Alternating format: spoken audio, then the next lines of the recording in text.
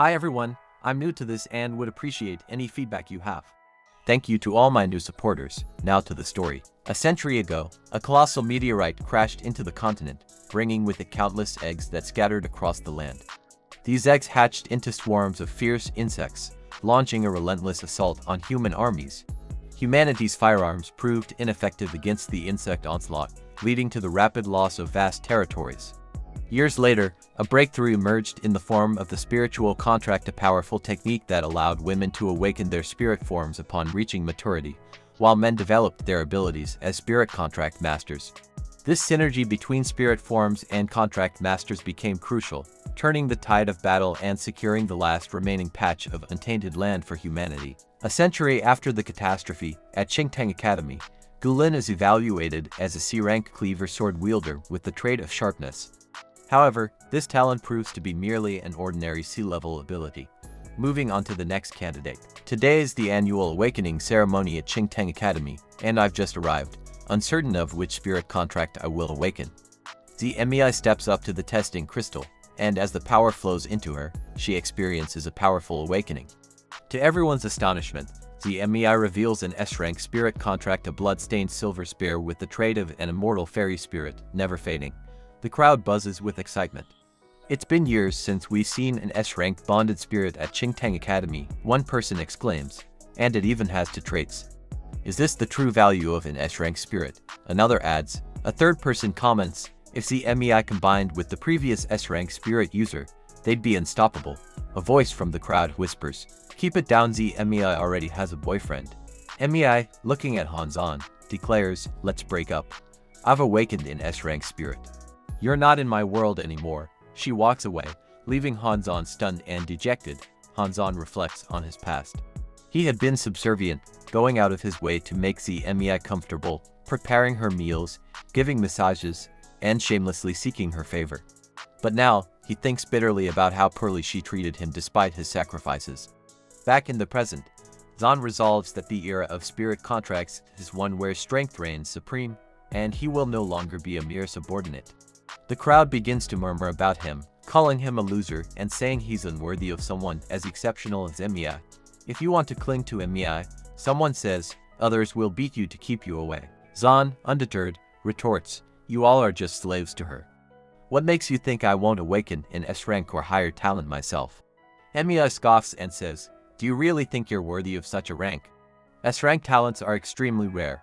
As Hanzhan's name is called for his turn, he waits anxiously. But there is no response from the crystal. Mei sneers, I expected nothing less from someone like you, incapable of awakening even a decent spirit. It's good I broke up with you. The crowd agrees, echoing her sentiment and calling Zan arrogant for believing he could ever measure up. A blinding light erupts from the testing crystal, growing brighter and more intense. The examiner's voice rings out in awe. It's not just S-rank. It's S rank. No, it's actually S rank. The notification confirms that Hanzan has awakened a rare S-class spirit contract. The crowd gasps in disbelief. Mei's eyes widen in shock. The last time an S-rank spirit appeared was once in a millennium, and it's the highest tier, signifying unmatched strength. What incredible luck, one person exclaims. He could be a master who rewrites history. Another voice adds, the last S-rank user changed the course of battle for humanity, giving us a chance at survival. But he died too soon. Had he lived longer, victory would have been assured. The women in the crowd, eager to align themselves with such a powerful talent, swarm around Zan. One girl boasts, I have a different outfit for every day of the year. So you'd never see me in the same outfit twice. Pick me, and you'll always have something new. Zan, overwhelmed by the sudden attention, responds that he's not ready to make a choice yet. In his mind, he reflects on how these women seem more interested in his talent than in him. He knows that their interest in him is merely a means to enhance their own status and abilities. He examines his new abilities. Divine Awakening grants him insight into the essence of spirit contracts. Divine Insight allows him to see detailed information about contracts, including all weapons and their attributes. Observe Me enables him to view all weapons and their attributes in detail, and can double the attributes of a spirit contract's power. Great Harmony. There are no limits to the number of spirit contracts he can form. Mei approaches Hanzan with an air of faux sweetness, saying, I didn't expect you to awaken such incredible talent. Maybe it's time we made up. She looks at him with a hint of eagerness. Starting today, you can even hold my hand, she adds, hoping to rekindle their connection. Zan studies her with a critical eye, recognizing her attempt to win him back. Amiya continues, if you're still not satisfied, we can push the boundaries a bit today, maybe even share a kiss and more. Zan firmly rejects her advances, remaining resolute in his decision. Amiya, desperate to regain his favor, tries to charm him further, but her efforts are abruptly interrupted by a group of girls who step forward. One girl speaks up, stop pretending to be an innocent flower. We see through you, Amiya. Zan isn't fooled by your act. Another girl chimes in, you dumped him in front of everyone, and now you're trying to crawl back. That's pathetic. A third girl adds, if it weren't for the campus beauty getting in your rank spirit, who would even look at you? And where is that your rank spirit now? Another girl agrees, and your rank spirit is a once-in-a-century occurrence, and yet, you're still useless. Xia Yue stands on the edge of the crowd, feeling increasingly isolated as the girls around her chatter about her. Despite being in your rank, she's treated with disdain, and her frustration boils over, people are treating me poorly because of my rank. I don't understand why. As she makes her way through the crowd, she unexpectedly bumps into Han Zan. Zan, concerned, apologizes and asks, are you okay? Xia, still feeling a bit disoriented, responds, I'm fine, it's just. Zan notices her weapon form, thinks it's the Fuxi Chin, and is intrigued.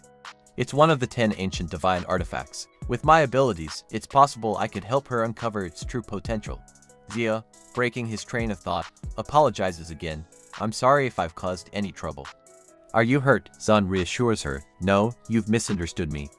I actually want to invite you to form a contract with me. However, Amiya and the group of girls nearby overhear this and express their disapproval. Why would you choose her? One of them says disdainfully. She's only in rank worthless compared to you. Amiya, in disbelief, exclaims, I can't believe you'd prefer Xia Yue over me.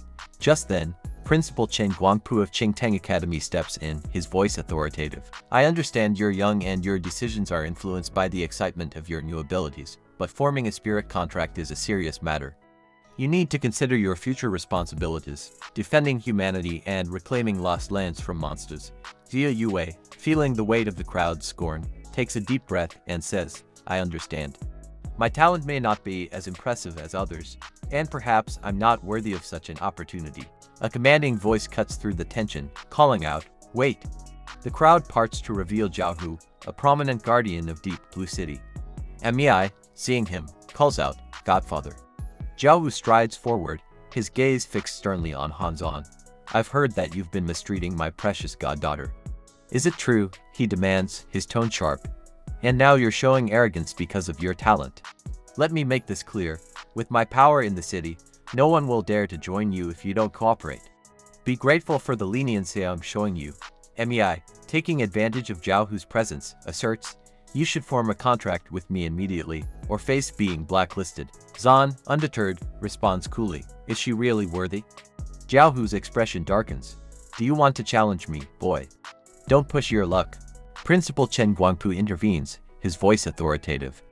Zhao Hu, I have already informed the higher-ups about his talent. There's no need for further intimidation. Ignoring the principal, Zhao Hu insists, if you refuse to form a contract with Xia, the rank, then I'll have no choice but to take severe action against you. Decide quickly, either accept her or face the consequences. Zan, standing firm, declares, no one can change my mind. I'm going through with this. He turns to Xia, his resolve unwavering. Campus beauty, let's sign the contract. Xia, feeling a mix of relief and remorse, apologizes, I'm sorry for all the trouble I've caused. Zan reassures her, you're worth it. There's no need to apologize. As they initiate the contract, Zan activates his skills. A radiant light envelops Xia as she feels a powerful surge of energy. Her form glows with the intensity of the spirit bond being established. Zan watches with anticipation, and as the light dims, his stats appear on the screen, revealing his new weapon. To his astonishment, it is an SSS rank spirit contract, marking the highest tier of power. The weapon skills appear on the screen, and Zan is awestruck by their impressive abilities, powerful attacks, healing, and support. He realizes this is an all-rounder with no apparent weaknesses and is still in disbelief at the strength of an SSS spirit bond. Zia, in shock at her new SSS rank, thanks Zon, to which he simply replies, "You're welcome." Emiya then chimes in, revealing that she was previously bullied by Zon and made fun of. She asks her godfather to make it up to her. Zano reassures her not to worry, mentioning that he has a contract with an E-rank spirit master whose talent is minimal. He promises to continue making things difficult for him in the city. Zano also notes that he has already arranged for the Spirit Master's test in Shenlong City the next day and claims he is the one in control here. Emiya expresses her gratitude, but Zano questions the point of thanking him and asks how she intends to repay him. Emiya suggests they return to their old place, where she will settle her debt. Zano agrees and wishes for a good night. As time passes, various posts about Zon begin to circulate. One criticizes him for choosing beauty over skill by selecting an E-rank spirit master, while others complain about his lack of consideration for the country's welfare. Zano is pleased to see that the negative publicity he orchestrated is having the desired effect. Emiya is in awe of her godfather's brilliance. Zano then asks Emiya what else he excels at, and she responds with everything. Zano explains that this is just the beginning for Zon. When the test begins, Zon will come to understand who holds the real power. A crowd gathers around, and one person points out Zia, calling her E-rank trash. Another criticizes Zon, suggesting that his judgment is impaired and that Zia deceived him with her looks. Zia apologizes, but Zon tells her to remain confident and not to apologize. He advises her to eat more to ensure she doesn't fall behind in the spirit test. Zia thanks him, and Zon encourages her to ignore the naysayers and show everyone their true strength. At that moment, a voice calls out, asking if he is Zon. Wang Lumao introduces himself, saying that while people claim Zon is an SSS rank genius, he personally doesn't think Zon is all that impressive. Zon inquires about his identity, and Lumao announces he is set to become a beast spirit contractor. Zon chuckles at Lumao's name, prompting Lumao to ask what's so amusing. Zon apologizes, saying he just thought of something funny. Emiya advises Lumao to keep his distance from them, calling Zon a useless spirit user who contracted an E-rank and will soon be exiled. Lumao retorts, saying he will wait for Zon. As they head to the testing grounds, a teacher explains that the test is about to start. Each participant will face a randomly assigned level of difficulty, and passing even one level will qualify them. The teacher then calls Emiya and Lumao to begin their tests. The test for Lumao is a black oyster, a creature of moderate difficulty.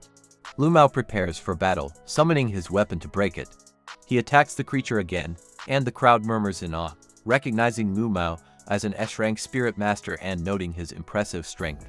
One examiner comments that it wasn't a one-shot victory, but it's acceptable. Wei Cheng, the leader of the first region, remarks that the participants are struggling with just one monster and suggests they are worse than the laborer group.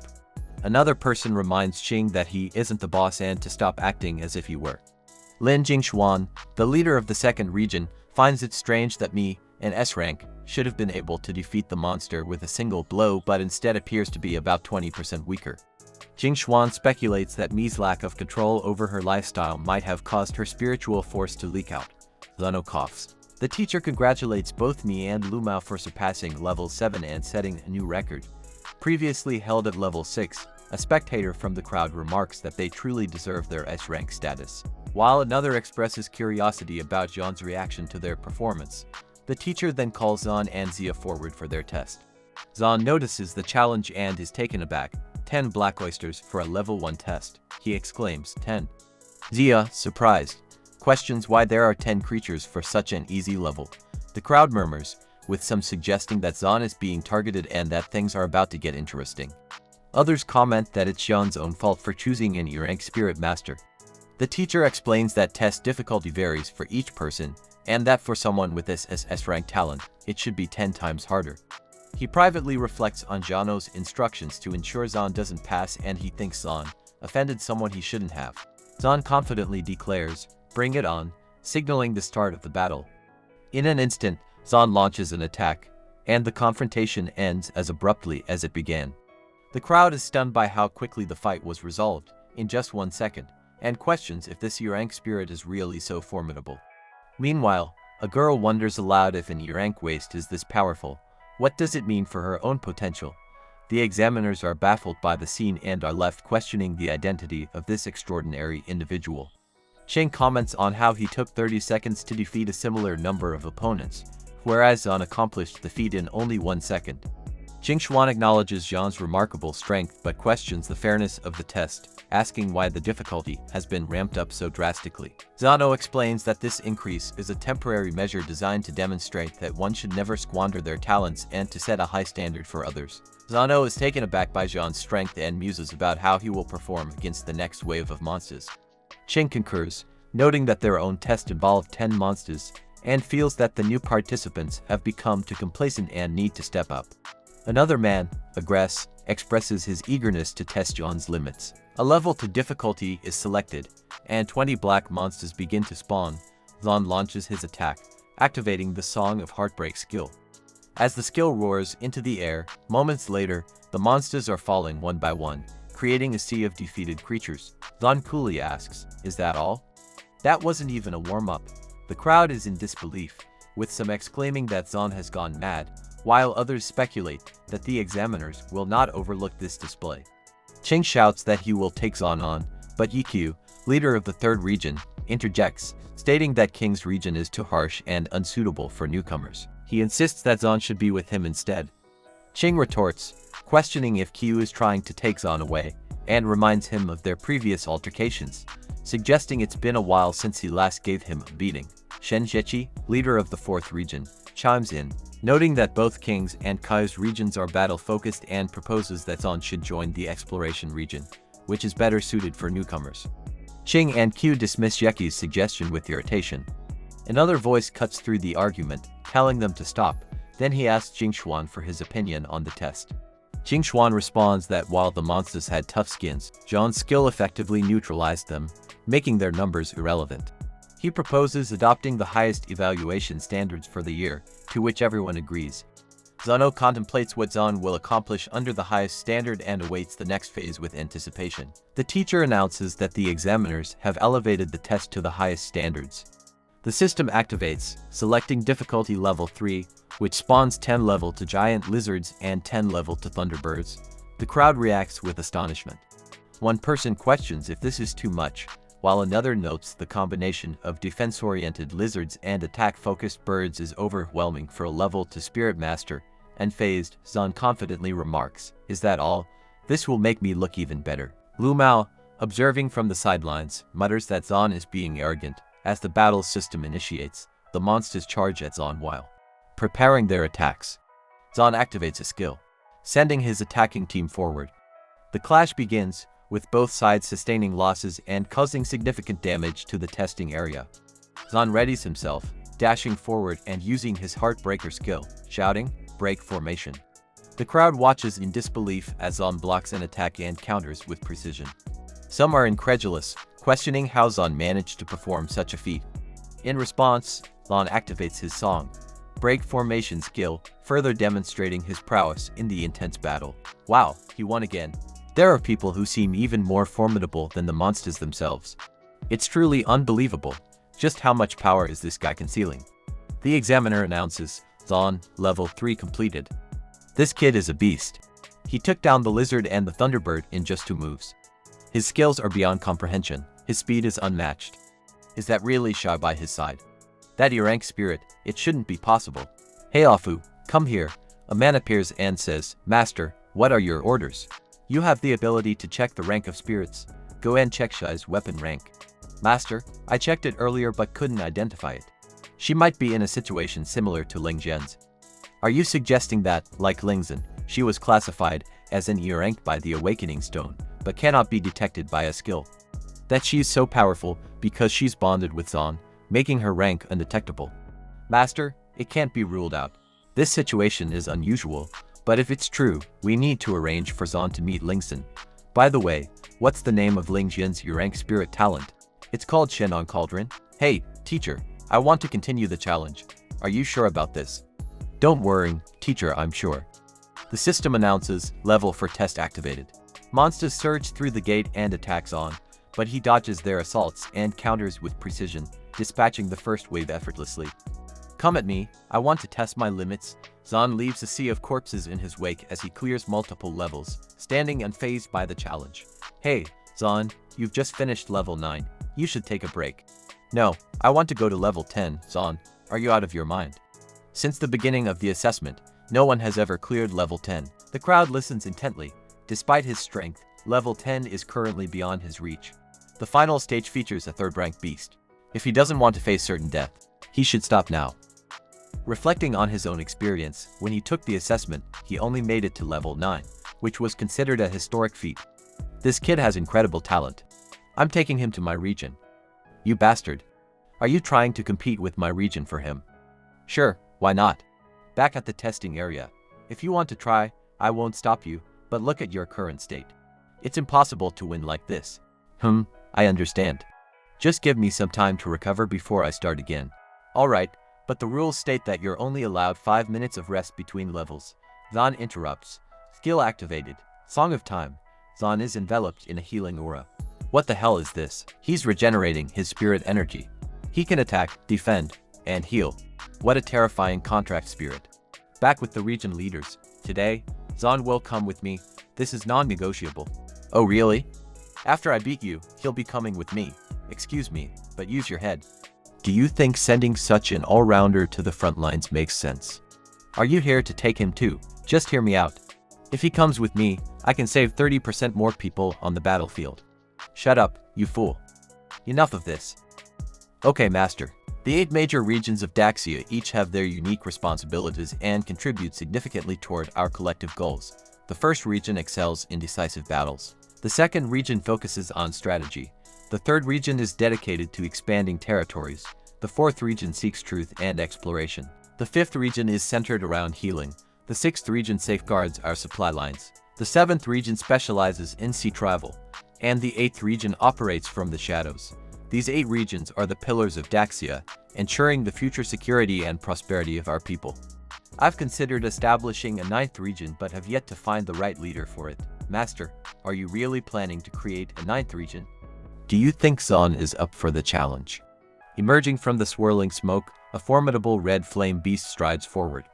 The system announces, 3rd level Zerg red flame beast activated. The teacher explains, starting from difficulty level 10, Zan can clear this level if he survives for 3 minutes. The Zerg roars, sending shockwaves crashing into the crowd.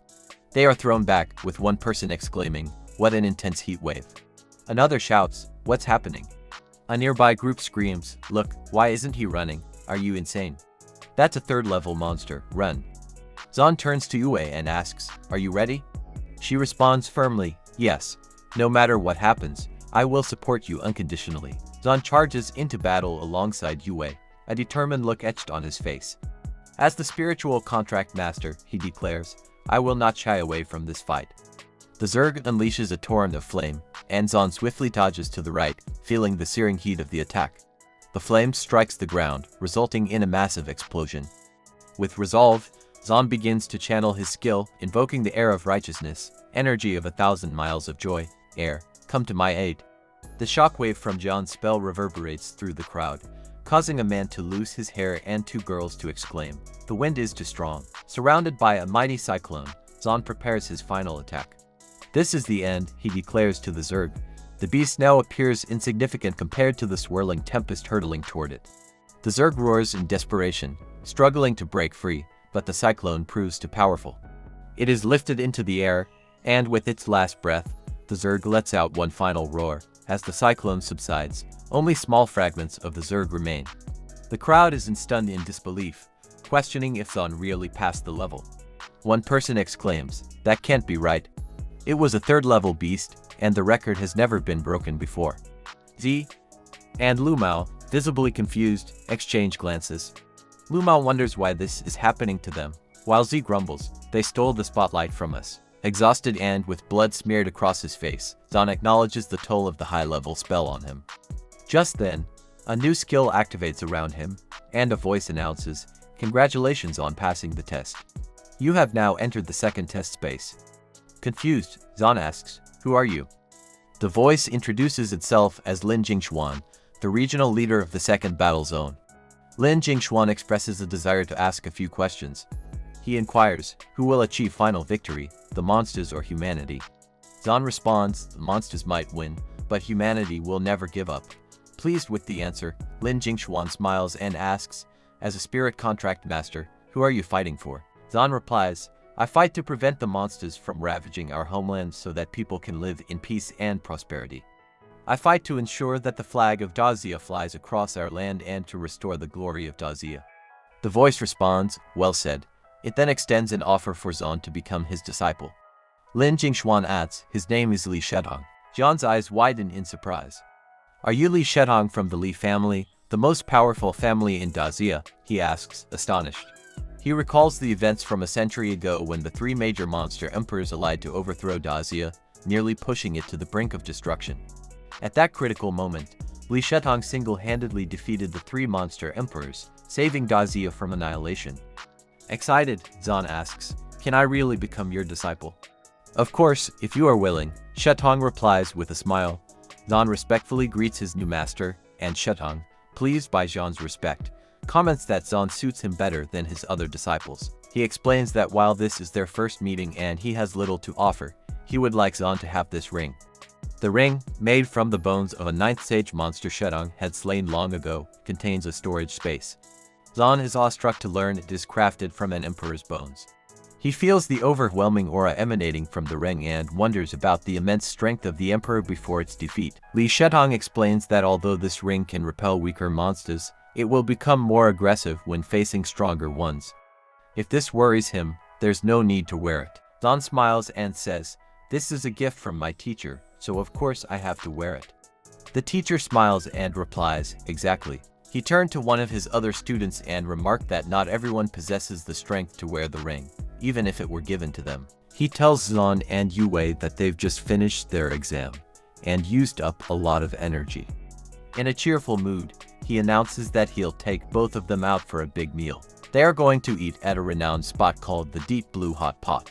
The teacher explains that he invited his senior brothers to join them so he could get to know them better. One of his brothers introduces himself as Lin Jingxuan, the person in charge of the second war zone, and mentions that he has met him before. Lin introduces his other brothers, noting that EQ is the head of the third battle zone, Shen Jiechi is the director of the fourth war zone, and Liu Jingchen is the director of the fifth theater. Zan and Yue greet their older brothers warmly. One of the brothers tells them not to be so formal, as they are family now. One brother explains that the other senior brothers haven't arrived yet. The sixth senior brother is stationed at the border and cannot leave, while the seventh senior brother is overseas and unavailable for now. As for the eighth senior brother, he interrupted the conversation by appearing behind Zan, saying that there was no need for introductions because he was already here. He tells Zan, this is his number. Remember to contact him if you're in danger. Keep in mind, you only have one chance. He then suddenly disappears again. Zan thinks that the eighth senior brother has a very distinctive personality. One brother tosses an item to Zan and says, this is a gift from the senior brothers. Inside, you'll find martial arts techniques, battle robes, and other useful items. Make sure to use it well. He expresses his gratitude to his senior brothers. Suddenly, a woman bursts in, saying, hey, aren't you worried about getting in trouble for having hot pot without telling me? Yue, feeling embarrassed, calls out, Andy. She yells at Yue, you usually eat at my house and use my things, but now that you've become successful, you go out and enjoy yourself without inviting me. Ha! No, that's not it. How dare you speak to me like that, as she goes to slap her. Zan, having witnessed enough, intervenes and holds her back. She demands that he release her. She accuses him of being the one who took Yue away. Zan asks what she wants from him. She demands compensation for the years she spent raising her. Yue grits her teeth in frustration as she nears the end of her patience. She screams at her aunt, that's enough. The aunt retorts sharply, how dare you yell at me, Izia Yue. You think you've grown wings just because you've passed a few tests and you think you can do whatever you want, is that it? You understand that Nunew's uncle is from the 4th district. If you raise your voice at me, just know that I can take action and I will ensure that you find it impossible to thrive among the spiritual contract masters. The brothers looked at her, puzzled, wondering why she mentioned the 4th district. She points at the brothers, asking who they think they are. Then she turns to the teacher, declares that he must be Jean's grandfather and refers to him as an old man. With anger, she declares, "If you want to take my Yue, you must give me 3 gold bars, the betrothal gifts, the house, and the car, all in my name. I have relatives in the 3rd, 4th, and 5th war zones. Refuse, and you'll regret it." Lee's face darkens with anger as he demands, "What are you standing around for? They're calling me old. Why aren't you making the call already?" The students scramble to make phone calls, puzzled about why this is happening now. Meanwhile, another student sips his tea, smugly enjoying the chaos as he realizes the lady has made a mistake. She says confidently, "Trying to get rid of me? Humph, I'm not worried. There are plenty of people above me." At that moment, her phone suddenly rings. She answers the call, saying, "Hello, my child's uncle. What's this about?" The voice on the other end snaps, "Are you trying to destroy my family? From now on, our families are cutting ties." The teacher, looking displeased, says, "You claim there's someone above you, but there's no one above me." She can hardly believe what she's hearing. The person on the phone tells her, "If you want to die, do it quickly and don't drag us down. Just remember, don't mess with Hanzan and Xia Yue." In shock, she drops the phone and collapses to the ground, confused and trying to understand how everything went so wrong. A worker from the restaurant tells her to stop causing a scene, but she insists they're bullying her. She screams, urging everyone to look at the spirit masters bullying ordinary people. Meanwhile, Zan and Yue watch in speechless disbelief. The teacher, fed up, casts a spell. As the spell takes effect and puts her to sleep, she continues to curse at them. Jingxuan guesses they haven't slept together yet. Zan confirms this, while Yue blushes at the conversation. Jingxuan then explains that after having sex, a spirit contract master gains a certain degree of replication ability. Though this ability is weakened, it remains quite useful. Jingxuan explains there are 2 forms of Qieling, physical form and humanoid form. The physical form can materialize into objects, while the humanoid form takes on a human-like appearance. She bowed and reflected on the effort that goes into creating these videos, then reminded viewers to like, comment, and subscribe before returning. She lowers her head in embarrassment, her face turning red. She apologizes to her teacher for her family's actions, feeling sorry for the trouble they caused. He tells her that she isn't at fault and that she now has a new family with Zan, her brothers, and him. There's no need to return to that place. Both Zan and her are welcome to stay at his home. She tears up upon hearing him speak of her as a family member and nods in agreement. He encourages them to feel at ease and to help themselves to the hot pot. The teacher explains the rules for this style of eating. The center part of the table is for cooking in the hot pot, and the food should be eaten once it's cooked. The 4 large square sections are for cooking vegetables, while the 4 small sections at the corners are for simmering vegetables, which is better for long-term cooking. Zan wants to know what path he will follow. His teacher explains that everyone has their own journey, and even he isn't sure of what the future holds for Zan. Zan goes deep into thought, wondering what his own path will be. The teacher, with a look of disbelief, suddenly comes to a halt. He sees the hot pot, with a confused look, asks where his meat and vegetables have gone. Xia Yue blushes as she shyly pushes a bowl of meat she prepared for him. Zan, worried about what the teacher said, takes the bowl. Embarrassed, he covers the bowl with his hands and changes the subject, asking where the sister-in-laws are. His senior brother says that they are fighting and holding their positions for them. Zan realizes they can handle the fight alone and the masters aren't needed. Xia Yue, however, says they must have sex first for that to happen. He has been meaning to confirm with Zan if Xia Yue is really an E-rank spirit. Zan explains that she was E-rank at the start, but he has the ability to revive divinity and used it on her. Now, she is an SSS rank spirit. His brothers are in shock. One says it's unheard of, while the other doubts him, thinking he must be joking about having such a unique ability. Zan explains that while outsiders may think he chooses contract spirits randomly, he never takes on an ordinary spirit. Due to his talent, he seizes any chance with a divine soul, no matter how low its level. He thinks to himself that there are still 9 ancient weapons out there. In a firm tone, the teacher tells Zan not to reveal his talents to anyone except them. He also orders his students to classify all information about Zan and Xia Yue as top secret when they return, and ensure that no one sees it. They all agree, and the students happily tell the teacher they have good news. Daxia has won 19 consecutive battles against monsters, recovered 6 lost territories, and expanded its total territory by 20%. The teacher raises his cup for a toast, happily declaring, "The news they bring is fantastic." They raise their glasses and toast to the bright future of the country. They all enjoy their drinks into the night. When they arrive at a house, Zon asks if the teacher is drunk. The teacher laughs and says that Zon has underestimated him. He looks back, smiles, and tells Zon not to worry about him. Instead, he should be excited about their new home. Zon was surprised to find out that the teacher actually owned a house in Shenlin City. He explains that this city is where his wife is from. He asks where his wife is and why she isn't here with him. He suddenly stops, recalling a memory, and with frustration, he says that she died fighting. He explains that the world only knows that he, Li Shetong, turned the tide and defeated the 3 insect emperors, but no one remembers her name. He adds, "But without her, what would I be?" Zon apologizes for mentioning his wife and making him feel sad. He shouldn't have brought it up. He tells Zon to be nicer to Yue from now on. They aren't just tools for fighting. They're real people with feelings and are also your other half. Yue feels embarrassed when he calls her Zhan's other half.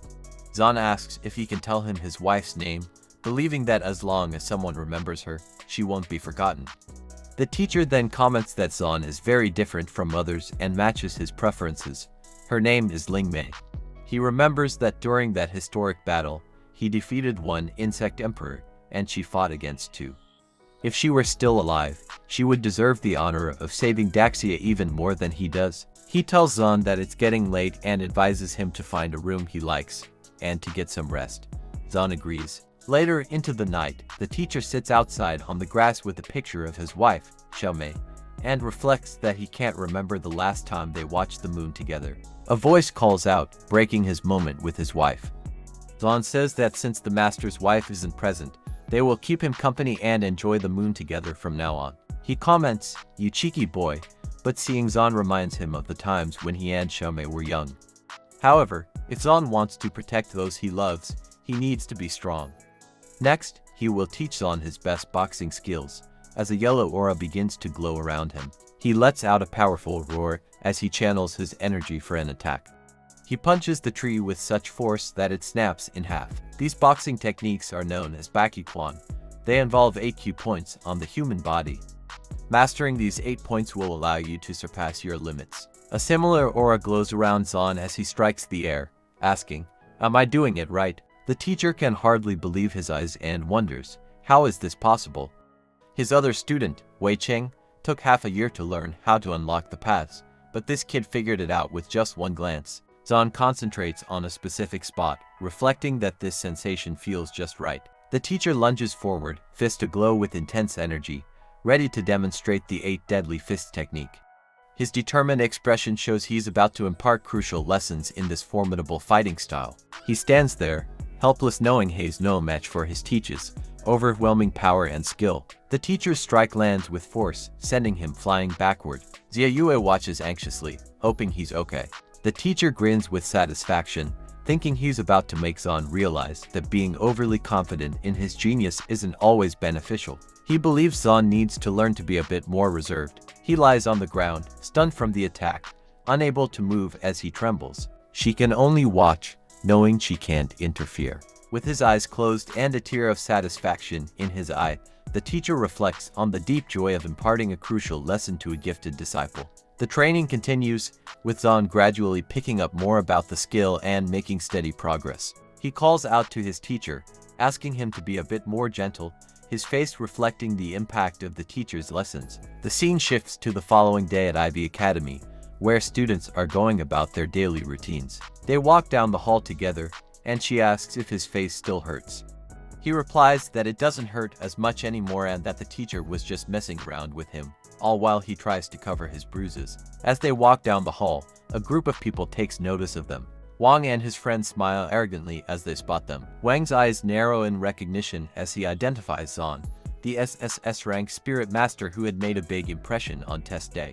His friend laughs mockingly at Zon, clearly showing that he thinks Zahn will end up discarded like trash. Wang smiles with a hint of something more behind his expression, suggesting he has a plan in mind, as they both walk past Zahn.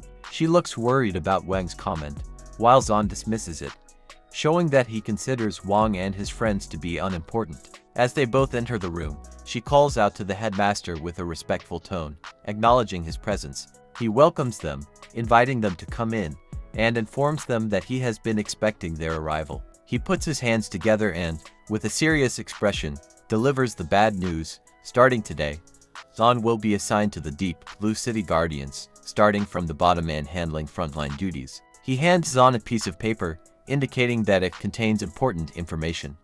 Zahn examines the notice, contemplating what the frontline duties will entail. The headmaster looks displeased as he explains that he understands the decision is a stretch for Zhan's talents. However, it's a directive from above, and despite his attempts to argue against it, he was overruled. He reads the information as she looks over his shoulder. After studying it more closely, he comments that he will accept the decision. He reflects on his master's words, understanding that this situation could be a part of what was meant by forging his own path and finding his way. Wang watches the discussion with a smug look, clearly believing he is superior to Han Zahn.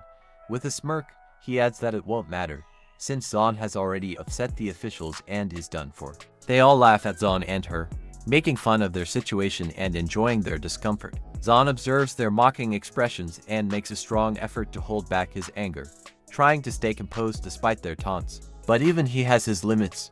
His face reveals his frustration and anger, signaling that he is no longer willing to tolerate their taunts. Wang notices Zhan's expression and smiles, taunting him with the comment that he spent all night having sex with the MEI, and his strength has doubled. He insists that Zahn can't just walk all over him.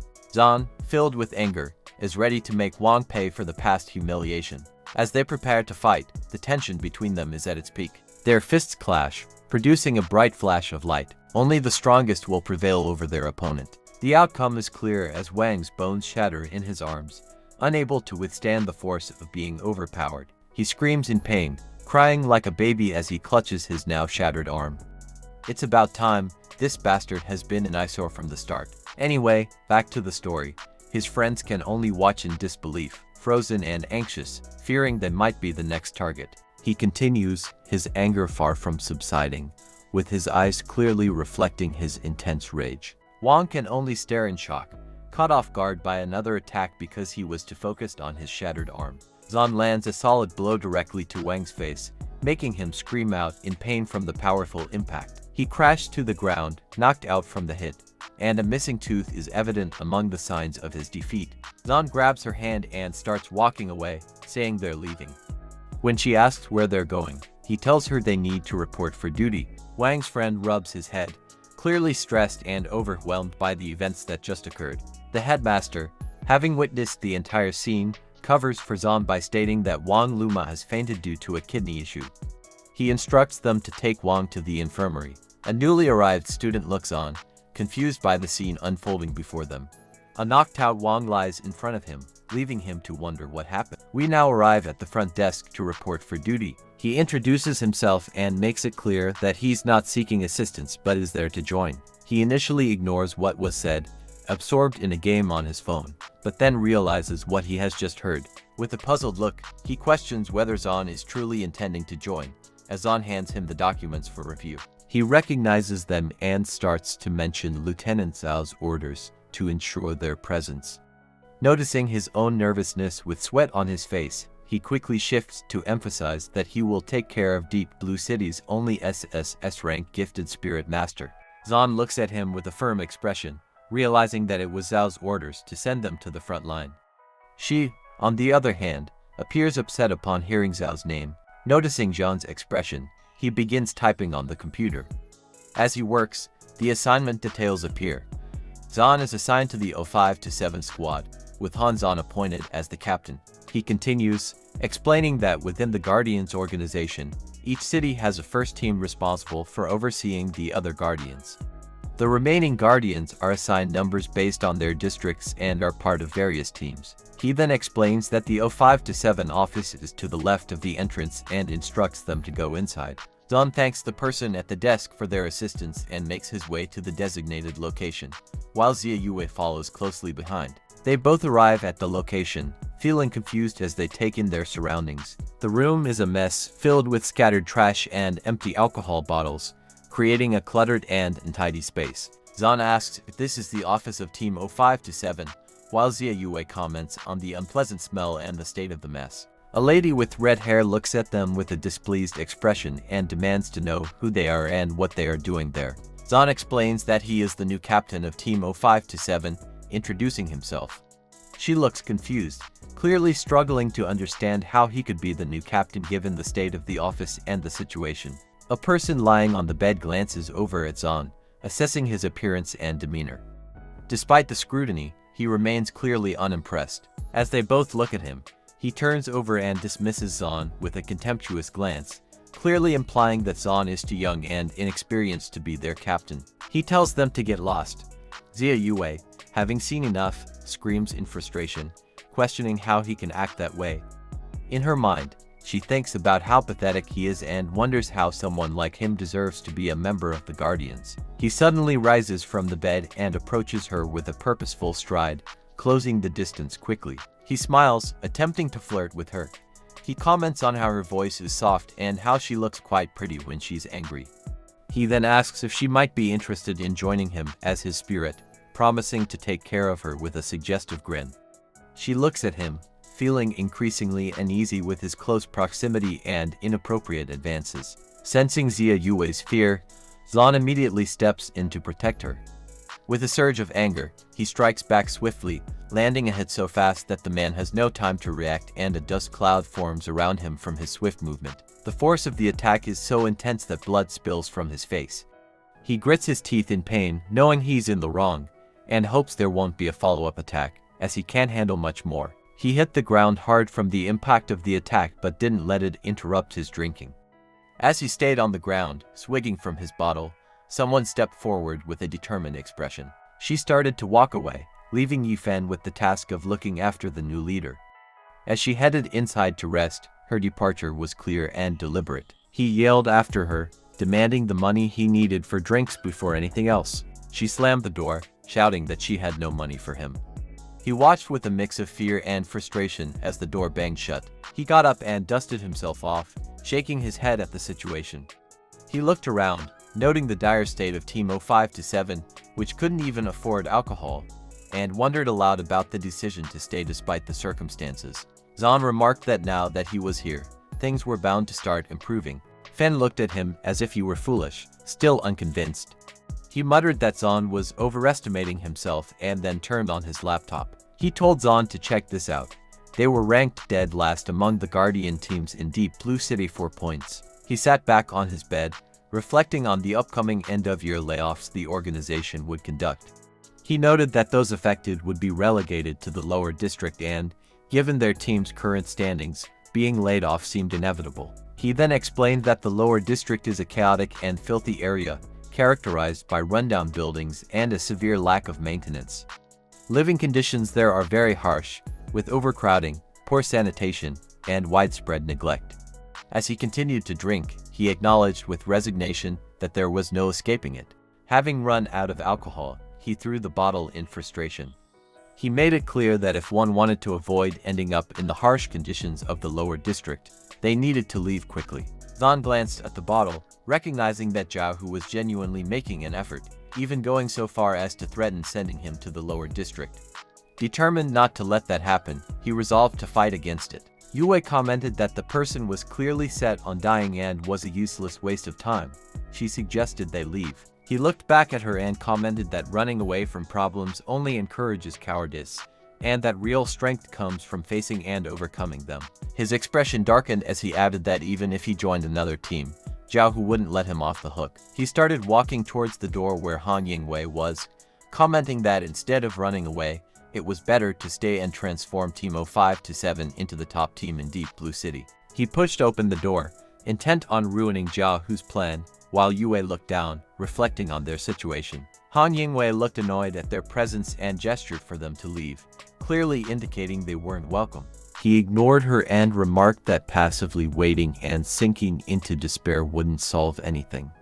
His words caught Han Yingwei's attention, causing her eyes to widen in surprise as he questioned whether to call her Han Yingwei or her real name, Bai Xuan. She stood up quickly and faced him, her expression a mix of shock and anger as she realized he could see through her lies. The system window displayed her stats as Bai Xuan, and a level contract spirit with a transformed form of sentimental ring, possessing traits that include lying and the ability to realistically change appearance, body shape, and height. He looked on with confidence, raised his finger, and noted that he had already introduced himself and that his display was just a small demonstration of his abilities. Meanwhile, he thought that despite her apparent laxness, Yifan's recent request for money showed she was still making an effort to maintain the team. If they could recruit her, there might still be hope for Team 05-7. She looked uneasy as she faced him and remarked that if he intended to use this as a threat, he should give up on the idea. He reached out his hand and suggested they work together, noting that while Yifan might be resigned to his fate, she probably didn't want to end up in the lower district. She remained doubtful and questioned why she should believe that he could actually succeed. He countered by offering her half of the task rewards, suggesting that if she cooperated just once, she would see how much his words were worth. After hearing his offer, she looked at him with newfound confidence and agreed to the deal. She understood his offer and thought it unusual for someone to see through her lies. Deciding that trying it once wouldn't hurt, as they shook hands. With a cheeky smile, he assigned her the task of gathering the assignments while he took on the responsibility of screening them. She agreed to it, glancing away with a hint of shyness as a blush crept onto her cheeks. She composed herself and, acting quickly, grabbed a tablet. She pointed out that there were 3 tasks currently suitable for their team and invited him to take a closer look. He looked at the tablet and saw a list of tasks displayed. The tablet displayed the following tasks. Task 1 was to search for missing Guardian personnel for 50 points. Task 2 involved mediating emotional disputes between spirit contract masters and contract spirits for 10 points. And Task 3 was to escort the employer's child to school for 10 points per day. He commented with frustration that the tasks were of low difficulty and offered few points, questioning how long it would take to surpass the others with such tasks. Determined to make progress, he scrolled through the available tasks and selected one with the highest points. He selected the task to clear out the Zerg, which involved eliminating Zerg activities in the sewers of Deep Blue City for 300 points, with additional rewards for Zerg materials and a high risk factor, and recommended a team of 6 to 8 people. She could hardly believe her eyes and remarked that he must be crazy for choosing a task that required a team of 6 to 8 people, implying that it would need at least 2 teams working together. Zahn responded that he was already aware of that. He explained that it was the only way to help them catch up on points. The tablet confirmed the task selection, but Yingwei remained confused while Yue observed quietly. With a worried look, she indicated that failing the task would lead to a 10% penalty on the reward points. But he just walked out, heading toward the task, and looked back, saying he would take responsibility if anything went wrong. Yue prepared herself, but Yingwei still appeared confused. She glared at him, thinking that since she had agreed to cooperate, she'd end up having to collect his body if the task failed. The scene shifts to another team, busy sorting through their supplies. With a look of shock, a team member announced that the task to clear out the Zerg in the sewers had been taken. The leader was stunned, and the team discussed that Team 18 might have taken the task due to its high point value. However, another member argued it was unlikely since Team 18 couldn't manage it alone and had recently agreed to collaborate. The leader walked away, deep in thought, considering the situation and its consequences for the team. Then he called out to his team, urging them to head to the sewer entrance and see who was trying to take the task for themselves. The scene shifts to the sewers, where Yingwei covers her nose, noting the life detector has picked up more than 8 second-tier Zerg, suggesting the nest is likely inside. As they processed the information, Zahn smiled at Yue, who quickly grasped his meaning. He told Yingwei to wait there, assuring her they would be right back. She looked confused as she watched them dash away. As Zahn ran, he called out for Yue to transform and reached out his hand to her, urging her to keep up. Yingwei screamed out in alarm, pointing out that those were second-tier monsters, and that ordinary teams struggled with even one.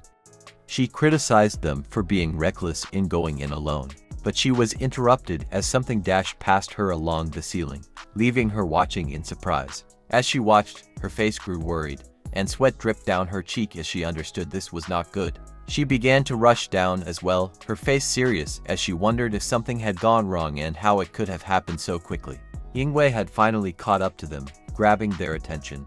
As Zan wiped the monster's blood from his hands, he reassured Tingwei, saying that she shouldn't worry because the job was already finished. But Tingwei looked around at the pile of dead monsters, trying to make sense of what was happening. But just then, as the realization sank in, Tingwei's disbelief was clear.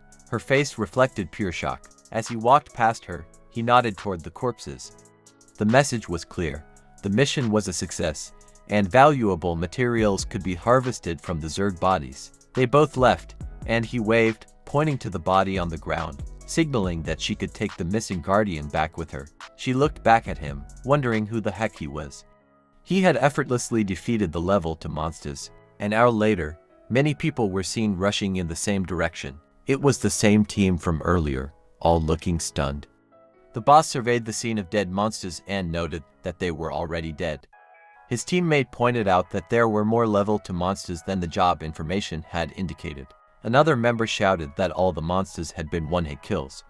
The others stared, wondering who could have done that. A teammate mentioned that the job had already been marked as completed.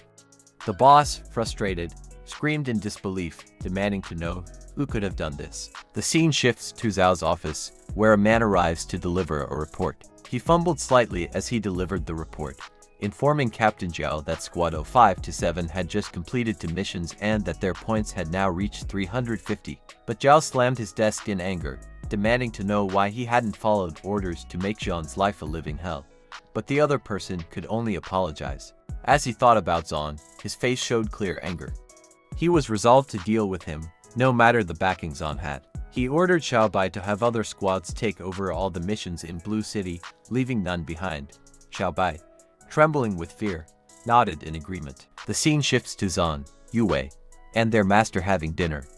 The master, noting the recent troubles, asked Zhan if he needed any help, mentioning that he had heard Zahu was giving him problems. Zhan, with confidence, thanked him for the offer but assured him that he was fine. He looked worried, revealing his concern about other issues within the Guardians of the city. Despite their name, the organization had done nothing to protect the city. His master closed his eyes and said that as organizations grow, they face many problems. While they focused on Zerg infestations, their internal issues had worsened. He continued, saying that the roots were rotten and beyond repair. They needed a fire to revive them, which was why he had chosen Zhan in the first place. Zhan asked if he should handle the cleanup of the organization. The master replied that Zhan had to forge his own path and make his own decisions. Zhan understood that he was being entrusted with a much larger responsibility. He shifted the topic, expressing his struggle to advance to the next level of the 8 Deadly Fists technique and seeking guidance on how to break through. He responded, reflecting on his own experience, and said that to advance in the 8 Deadly Fists technique, Zhan needed to grasp the concept of between life and death. He became lost in thought, reflecting deeply on the meaning behind those 4 words and how they related to his advancement in the technique. The scene shifts to his room, where he remarks that after a satisfying meal, he can finally relax. Just then, there was a knock at the door. It was Yue, who looked away, blushing as she asked if she could sleep with him.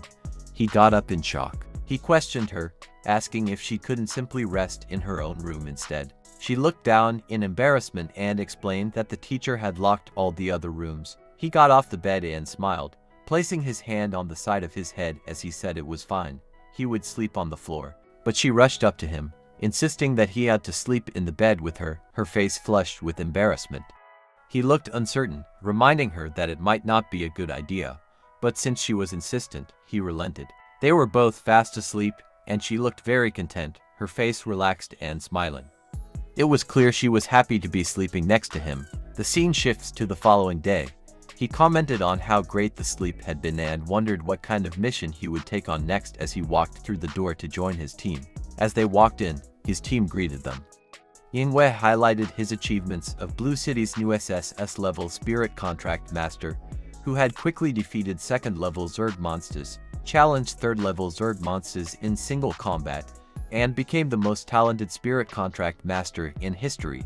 Yifan couldn't believe that he was the person being described. She bowed her head, apologizing for her previous mistake in underestimating his abilities and assuming he relied on connections. He quickly approached her and urged her to be herself, reminding her that they were a team. She placed her hand on her chin, contemplating the situation.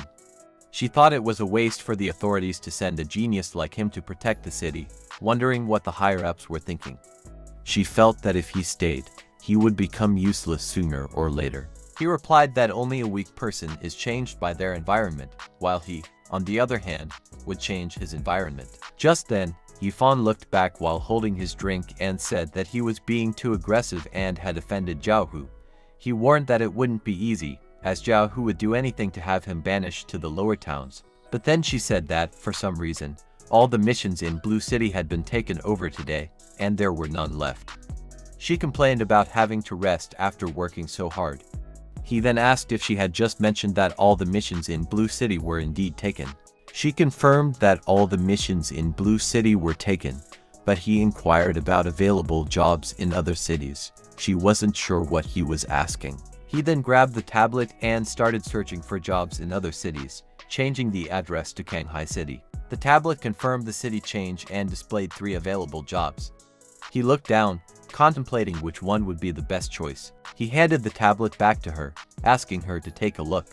She was astonished that he had actually done it. She looked worried and said that although they could take on point-based missions across cities, it also meant they would have to travel to nearby cities to complete the tasks. She thought about the dangers and said that the road out of the city was filled with high-level Zerg monsters. She was concerned they wouldn't make it to the other city. The scene shifts to the group of 4, heading toward the next city, with 3 monsters flying overhead. But they ignore the monster and simply drive through it, smashing one of them to pieces. Yue asks what that monster was and he comments that it is a first-order Zerg monster, known as the Death Fly. These creatures move in groups, and the larger the group, the greater their lethality and destructive power. But then Yifan sets down his drink, his eyes suddenly widening. He jumps up in excitement and urgently tells everyone to look. They turn to see a massive storm of monsters forming in the distance, with countless creatures swirling and flying around it in a chaotic display. They all stare at the storm of monsters as she asks if these are the same creatures they saw before. He confirms that they are, but this time there are many more of them, which means they will be even more destructive. He takes another drink, his excitement bubbling over as he screams with joy. Laughing, he urges everyone to rush toward the storm, thrilled by the chaos and the fun it can bring. But just then, Yingwei looks back, unsure of what to do. She quickly tells everyone to look in front of the storm. She comments that there are numerous vehicles being chased by the storm of monsters. As they watch from the sight of the desperate chase adds a sense of urgency and danger to the scene. She looks back at him, asking for his orders on whether they should help the vehicles. He replies that they should indeed help and instructs her to take a sharp right and head toward the scene at full speed. He raises his drink with excitement, thrilled that they're going to help. She yells for everyone to hang on tight as she makes a sharp turn. Yifan, distracted and not paying attention, crashes into the back of the vehicle's deck. Though he's clearly hurt, he brushes it off with a laugh. He gets up, still grinning widely, and exclaims that he's having an incredible time, not letting the accident dampen his excitement. The scene shifts to the people being chased by the storm of monsters. We see that some of the vehicles have already been caught by the storm, while a few others are still desperately trying to escape. We now see the people in charge, including a figure named Shan Siteng. An old man with a worried expression comments that they've already reached their maximum speed and it won't be long before they are caught by the storm. He starts to weigh his options, knowing that reinforcements are impossible to get there in time. The safety of the young lady is paramount, and he realizes the situation is growing increasingly desperate. With no other options available, he reluctantly decides on a course of action. Speaking through the radio, he commands everyone to execute the sacrifice plan. But she raises her hand and screams for him to stop, but the team responds quickly, confirming that they have received the orders and are proceeding with the sacrifice plan. She screams and cries, begging them to come back and not give up until the very last minute. Despite her pleas, they respond that it is their duty to protect the young lady and then cut the radio line, leaving her in heart-wrenching silence. The two vehicles turn around and head straight toward the storm. Their team leader instructs them to wait for his command before firing. He then gives the command to fire. The team opens fire, their faces marked with fear and determination, fully aware that this could be their final stand. Each shot they take is a desperate effort to push back the storm, knowing the odds are against them. Their attacks hit the storm, but their hopes are quickly dashed as the fire has no noticeable effect. The storm continues to rage unchecked, and both vehicles are soon lifted off the ground and drawn into the swirling chaos. The team's desperate efforts come to a tragic end as they are consumed by the monstrous storm. She curses in frustration, blaming herself for what has happened. The old man, his face reflecting shock and sadness, places a comforting hand on her shoulder. He tells her that it was their honor to protect her and reassures her not to blame herself for the tragic outcome. But suddenly, a loud noise interrupts her tears. She looks up, startled, and turns her attention to where the sound came from. She sees an attack coming from somewhere, striking the monster storm that is chasing them. As the dust clears, it becomes clear that John's team has arrived. Zahn himself, looking determined, is the one leading the relentless assault. His fierce attacks catch Yifan by surprise, who can hardly believe the power and effectiveness of their leader's strike. His attacks slice through many monsters, causing them to fall to the ground, while others roar in anger. She can hardly believe what she's seeing and puts her head out of the window to catch more of the action. From her vantage point, she sees John's team getting close to their vehicle, positioning themselves to protect them from the monster storm. Meanwhile, Zahn continues his relentless attacks from the back of his vehicle, unwavering in his defense. They both look out and spot the person attacking the storm. She is amazed, commenting on how someone can actually inflict damage on a storm of that size. Meanwhile, the old man, puzzled, asks when did they have such a powerful figure in their area. But just then, the storm of monsters starts to intensify. A red and black glow begins to emanate from the storm, signaling a dangerous shift in its power. The storm of monsters suddenly goes on the attack. Black projectiles surrounded by a red aura begin to launch towards Jan's team, escalating the danger and adding to the chaos. As the attacks are about to land, Yifan jumps in front to protect Zahn. Zahn, aware that these attacks can't actually hurt him, is puzzled and wonders why Yifan jumped in front. The attacks slam into Yifan, hitting him with full force. As the impact lands on his body, he lets out a blood-curdling scream from the intense pain, his agony clear, as he struggles to stay on his feet. He falls to the ground, writhing in pain from the attacks. Zahn immediately stops his assault and rushes over to help him, his face showing concern and urgency. Even though he's hurt, he still comments on how fun that was. Zahn, examining one of the needles, says with concern that the needles are poisonous and, if not removed in time, can kill him in just a few seconds. But just then, something unusual happens. The needles start falling out of his body on their own. It appears that Yifan's body is not only pushing the needles out but also healing him. One last needle drops to the ground as the process continues. He's confused and about to ask what Yifan did when a system window appears, revealing Yifan's talent as SS-level immortality, and as Yifan lies on the ground smiling, it shows that he has no divinity.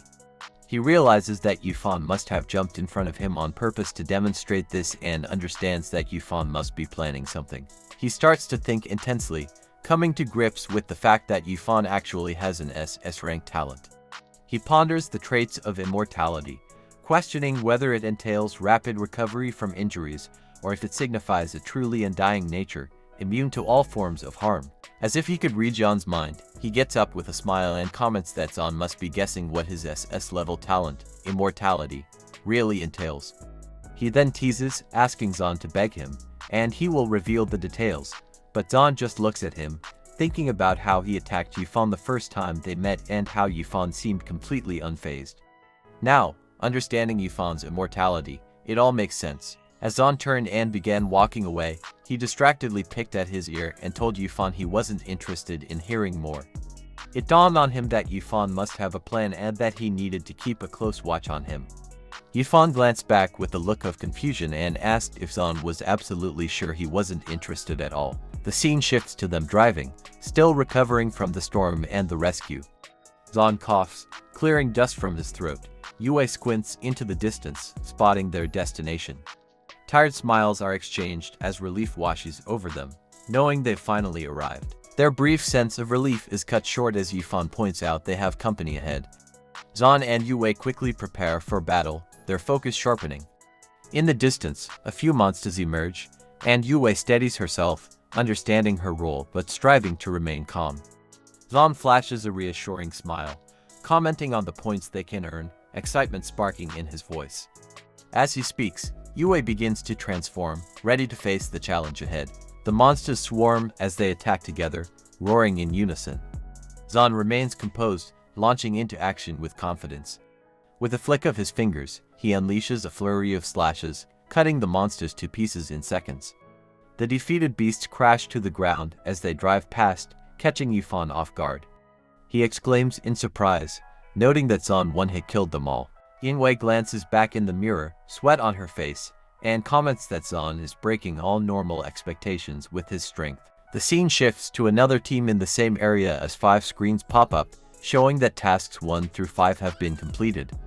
The team halts, staring in shock at the notifications, unable to believe someone could clear that many tasks so quickly. Faces filled with disbelief, one member asks when they got such a strong team, while another starts calculating based on the task locations and completion times, realizing each task took around 10 seconds. A third member wonders aloud if a frontline fighter has returned to help them. Just then, the team leader glances at his tablet and notes that it's Team 527 from Deep Blue City. He looks puzzled by the name, wondering how they could be so strong. The rest of the team exchanges confused looks, trying to grasp the situation. Just then, the leader, filled with anger, hurls the tablet to the ground, shattering it. His team watches in shock as he realizes the Guardian team from Deep Blue City is in their territory. Frustration fills him as he stands tall, determination in his eyes. He quickly gathers his squad, and though they exchange uncertain glances, they feel compelled to follow him, ready to confront the challenge ahead. The scene shifts to the leader and his group, poised for battle, eager to show the Deep Blue City team who's boss. The leader emphasizes how Shanghai City has so many Guardian teams now, frustration evident in his expression. His teammates, filled with excitement, nod in agreement, determined to take on the upcoming Magic Tail snake clearing task together. However, just then, one member, his eyes wide in disbelief, points ahead. They arrive at the snake task location, only to find a sea of dead snakes sprawled across the ground, all sliced to pieces. The leader's anger flares as he grits his teeth, realizing they've crossed a line and are claiming all the tasks for themselves. Still seething, the leader smacks the door, commanding the driver to turn around and head for the exit leading to Deep Blue City. He can't let the other team get away with what they've done. The driver, determined, listens to the orders and starts to turn. Suddenly, a team member grabs the leader's arm, urgency in their voice. They explain that they can't go after the Deep Blue team because the tablet showed they've already submitted all their tasks. Someone has spotted their vehicle leaving the city. The scene shifts to Zan and his team, smiles on their faces after completing all the tasks. Back with the leader, frustration boils over, and he curses in anger, refusing to accept what just happened. Overcome by rage, he faints, prompting one of his team members to call out, concerned if he's okay. The scene shifts to the large building labeled Guardian Organization Headquarters. Inside, third in command, Su Mingxuan, looks over the task reports with a puzzled expression. He notices a sudden increase in task completion rates across Shanghai City, Deep Blue City, and nearby areas, wondering about the cause. A team member steps in, explaining the appearance of a group of task bullies in Deep Blue City, known for stealing tasks from other cities, which has triggered a chain reaction. Su Mingxuan nods and instructs the team member to retrieve the file on that team. The member quickly leaves to gather the information. Su Mingxuan thinks deeply, wondering who these task bullies are. As time passes, he prepares a hot drink, and his team member returns, offering the paperwork he requested on the team of bullies. He instructs the member to leave so he can read the information in peace. Su Mingxuan, Deep in thought about the task bullies, reviews a top-secret file revealing that former Captain Yifan of Deep Blue City Team 05-7 is an SS-rank spirit contract master with the ability of immortality, who fell into a slump after the death of his spirit companion. Next, Su Mingxuan reads about Han Yingwei, a member of Deep Blue City Team 05-7, who is an ranked spirit companion with the dangerous ability to change her appearance and make lies into reality, leading to his shock and concern as he contemplates how such powerful individuals could be involved as task bullies. He quickly scans the other files, muttering that the last entry can't possibly be top secret as well, but as he opens Zhan's file, he finds it labeled top secret and reads that Han Zhan is the current captain of Deep Blue City Team 05-7, having just graduated from Qingtang Academy with no additional information provided. Confused, Su Mingxuan struggles to understand why this team of top-secret individuals would include someone with such limited background, suspecting a mistake in the files. Just then, his phone rings, pulling his attention. He answers to find it's Commander Lin Jingxuan, causing him to panic, wondering if he's done something wrong since the head of the second war zone is calling him unexpectedly. He puts on his best act, kissing up saying, "Greetings, sir, do you have any instructions for me?" He's quickly met with a stern command to stop investigating the files, as they've exceeded his clearance level. Realizing the seriousness of the situation, he quickly agrees and apologizes for any trouble he caused before hanging up the phone. Feeling a mix of relief and anxiety, he grabs his glasses to calm himself, feeling overwhelmed by the situation. He thinks about how ridiculous it is that Han Zhan's true identity could be so important that it prompted a personal call from Lin Jingxuan, the head of the second war zone. This connection leaves him anxious and puzzled, wondering what other secrets might be hidden in the files he just read. Just then, the scene shifts to Zhan and Yue, who stand ready for battle as a large snake-like monster with a skull-shaped head looms in front of them. The creature lets out a deafening roar, shaking the ground beneath their feet. Zhan sprang into action as the monster charged at him. Just as it was about to strike, he jumped back, narrowly avoiding the attack. In one smooth motion, he countered with a series of quick strikes, taking down the creature with skill. As the dust settled, Zhan looked down at the defeated monster and realized Task 18 was complete. His teammates stood in stunned silence, their eyes wide with disbelief at how quickly it had all happened. It was a victory that showcased Zhan's talent and determination. Zhan called Yingwei over to check their current points, and she agreed, starting to look them up. Meanwhile, Yifan celebrated in the background, confidently stating they must be in first place after today's tasks.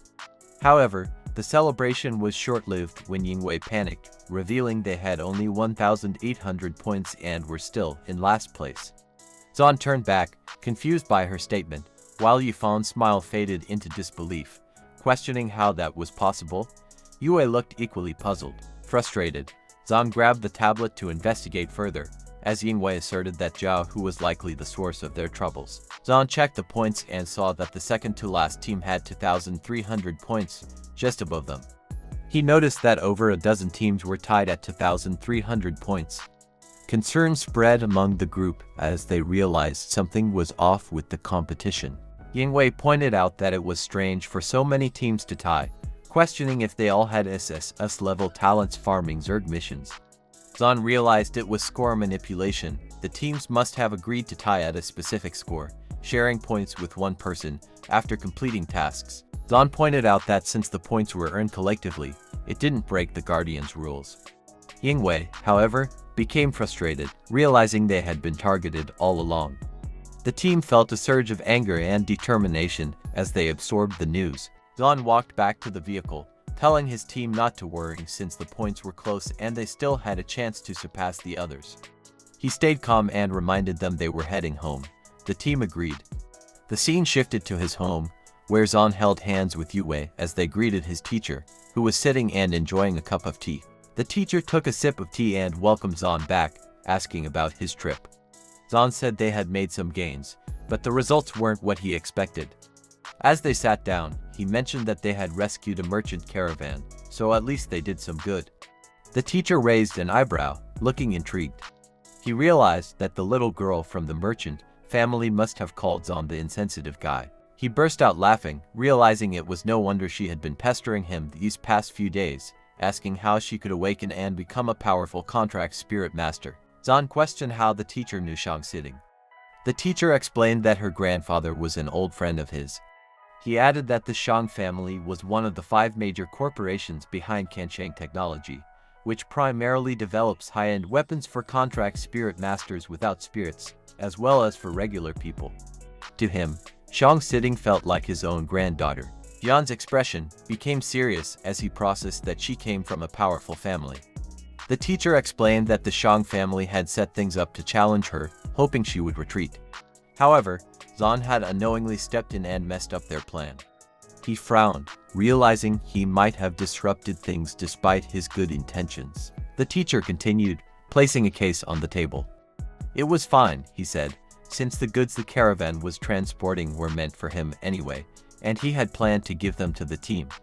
Curious, Yui asked what was inside the case. The teacher opened the case to reveal 2 items, explaining that they were breakthrough elixirs.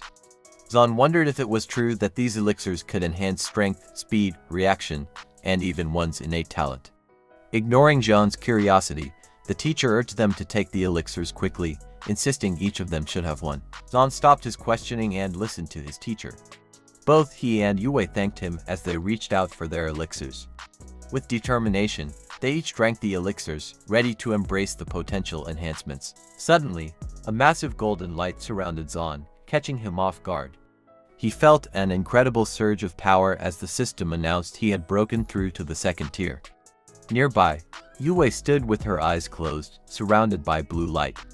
The system displayed her status: via Yue, SSS level contract spirit, power, 2nd tier, transformed form, ancient divine weapon, Fuxi Zither, divine nature, brave and true with a Zither's heart, heavenly intent for symbols. Zan noticed the 4 symbols representing wind, fire, lightning, and thunder, realizing that Yue had gained a new divine nature after her breakthrough. But just then, more lights appeared, revealing that it wasn't just heavenly intent, but heavenly phenomena: wind, fire, thunder, and lightning, the 4 symbols of heaven. The skill Zither score, Spring's Wildfire unlocked, along with 6 Sting Thunder unlocked. As the dust settled from both absorbing the power of the elixirs, Zan and Yue looked worn out, doing their best to catch their breath. He looked at his hand, amazed by the breakthrough elixir. It was incredible. He had leveled up and gained even more Zither techniques thanks to Yue's new divine nature. As she caught her breath and placed a hand on her chest, she marveled at how incredible it was that her inner power had surged so much. He congratulated them on their breakthrough, expecting nothing less. Just then, Zhan's phone rang in his pocket. He answered to find a team member calling, urging him to check the task list for their city, as a new task had appeared. It was a wanderer's task to clear a monster near the city, categorized as a tier 3+ level task with 1,000 points up for grabs. The team member asked if they were going to take on the task given the threat level, but Zan suggested they meet at West Xiasha Road to discuss it. The teammate agreed, and Zan hung up, calling for Yue to follow as they set off on their new mission. The teacher watched, reminiscent of his younger days. He thought aloud about how the Wanderer's task was a pain to deal with when a person arrived, announcing that Miss Lingjun had been found but didn't want to return. The teacher was shocked and asked which city she was in, learning she was in Kangen City. Meanwhile, Zan met up with the rest of his teammates at the location. Yingwei questioned whether they were really going to take the job, but Zan argued that it was a good opportunity to surpass the other teams and the best course of action. Yingwei disagreed, pointing out that Wanderer monsters were incredibly dangerous, and even if it was a young one, they could still be defeated. Zan questioned Yingwei if she truly understood the meaning behind the red alert. She paused, realizing she didn't fully grasp it. He explained, looking toward the city and its people, that if they didn't deal with the Wanderer monster while it was still young, it could grow up and easily wipe out the city. He emphasized that they weren't fighting for points, they were fighting to protect humanity. Meanwhile, a tipsy Yifan smiled, declaring Zan noble and suggesting they toast to his speech. Yingwei turned away, still unconvinced they could complete the task, but she insisted on taking them to the mission site immediately. The scene shifted to the task location, where a dark cloud loomed overhead, and thunder rumbled ominously. A team approaches the ominous black veil, It's clear they're from the neighboring city. The leader remarks that the veil acts as a portal of sorts, distorting their perception and transforming everything into its own version within its realm. Furthermore, anything within the vicinity ages at an accelerated rate: plants, rocks, and even people. Over time, it threatens to consume all forms of life. Just then, a team member raises a concern, questioning why the higher-ups continue to dispatch missions to other cities despite the known dangers. The leader explains that this is a high-level mission that requires additional teams to succeed. If they can have the other teams draw the attention of the monsters, they may stand a chance against the boss creature of the Veil. The team members nod in understanding, grasping the leader's strategy. With a satisfied smile, the leader turns back to the Veil, suggesting they let the other teams handle the monsters while they prepare for the bigger challenge ahead. As the leader scans the area, he notices Jean's team arriving. We shift to Zan, who warns everyone to stay cautious as they approach the Black Veil. Yue looks up, her eyes wide at its massive size, feeling both awe and fear. Suddenly, Yingwei slams the vehicle door shut and looks at Zan, asking if they're ready, emphasizing that once they enter, there's no turning back. Zan grips Yue's hand and leads the way, reassuring her that everything will be fine. Yifan confidently declares that the veil has no effect on him, so he's ready to go. With a sense of determination, they all move toward the looming Black Veil. As they step inside, the buildings are shrouded in a dark, swirling cloud. The team finds an open door leading into a structure covered in thick spider webs.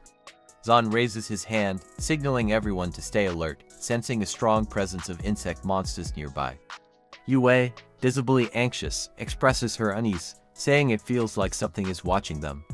Suddenly, unsettling sounds echo around them, causing the group to halt. Yue grips Jean's arm tightly, her voice trembling as she asks if he heard those strange noises. Just then, Yingwei speaks up, noting that the veil seems to be draining their life force. As we can see, they have strands of webbing clinging to various parts of their bodies. She glances around, her expression growing more serious as she explains that the longer they remain in the Black Veil, the more life energy it siphons from them, inching them closer to death. Yifan's expression suddenly turns serious as he shares what he's learned. He tells the team that, based on his research, they have roughly half an hour before their energy is completely depleted. If they can't find a way to break through the Black Veil in that time, they will become nourishment for it. Just then, Yingwei points ahead, exclaiming that it looks like what they're searching for. The team turns their gaze to see a dark sphere pulsing ominously in the distance. Yifan confirms, "That's what we need to break." Zan observes the orb, questioning if breaking it is all they need to do. Suddenly, the ground begins to pull him in, and the situation worsens as it starts dragging everyone down. Yingwei screams in fear, exclaiming that it's not good, half her body is already submerged. Yifan leaps forward, grabbing her to pull her back, urging her to be careful as the ground continues to consume them. As Yifan is pulled in, Zan shouts for them to hold on, promising he's coming. But just then, a wall erupts from the ground, blocking him from reaching them. The ground suddenly stops pulling them in, and Zan stares at the massive wall before them. He comments on the Black Veil's abilities, explaining that it can animate anything it chooses, controlling not just living things but also tools and the very ground itself. Having heard enough, Yue begins to transform into her weapon form, declaring that it's time to break through the wall together. She positions herself in front of Zan, ready for battle. Grabbing her firmly, Zan nods, asserting that she's right, they need to act now. With determination, they prepare to attack the wall. Zan launches a flurry of attacks at the wall, each strike landing true and causing chunks to break off. But just as they start to make progress, he watches in frustration as the damage begins to heal, the wall regenerating rapidly. "It's healing faster than I can deal damage," he exclaims, his frustration mounting. The wall stands firm, challenging their efforts and leaving them racing against time. But just then, the ground starts to shake again, and multiple walls begin rising around them. Zan looks around, realizing that the situation is worsening. The monster is trying to trap them. Suddenly, a blue star appears in the distance. A dark shadow with glowing red eyes hisses as it lunges for Zan from behind. Yue spots the creature and urgently calls out to him, warning that he's in danger. He turns just in time to see the monster closing in, its jaws poised for an attack. With quick reflexes, Zon manages to dodge, bracing himself with a hand to break his fall as the monster zips past, leaving only a trail of blue light in its wake. They both watch in disbelief as the monster passes through the wall like it's made of water, retreating into the darkness. Staring at the spot where it vanished, they struggle to comprehend what just happened but eventually agree that it did occur.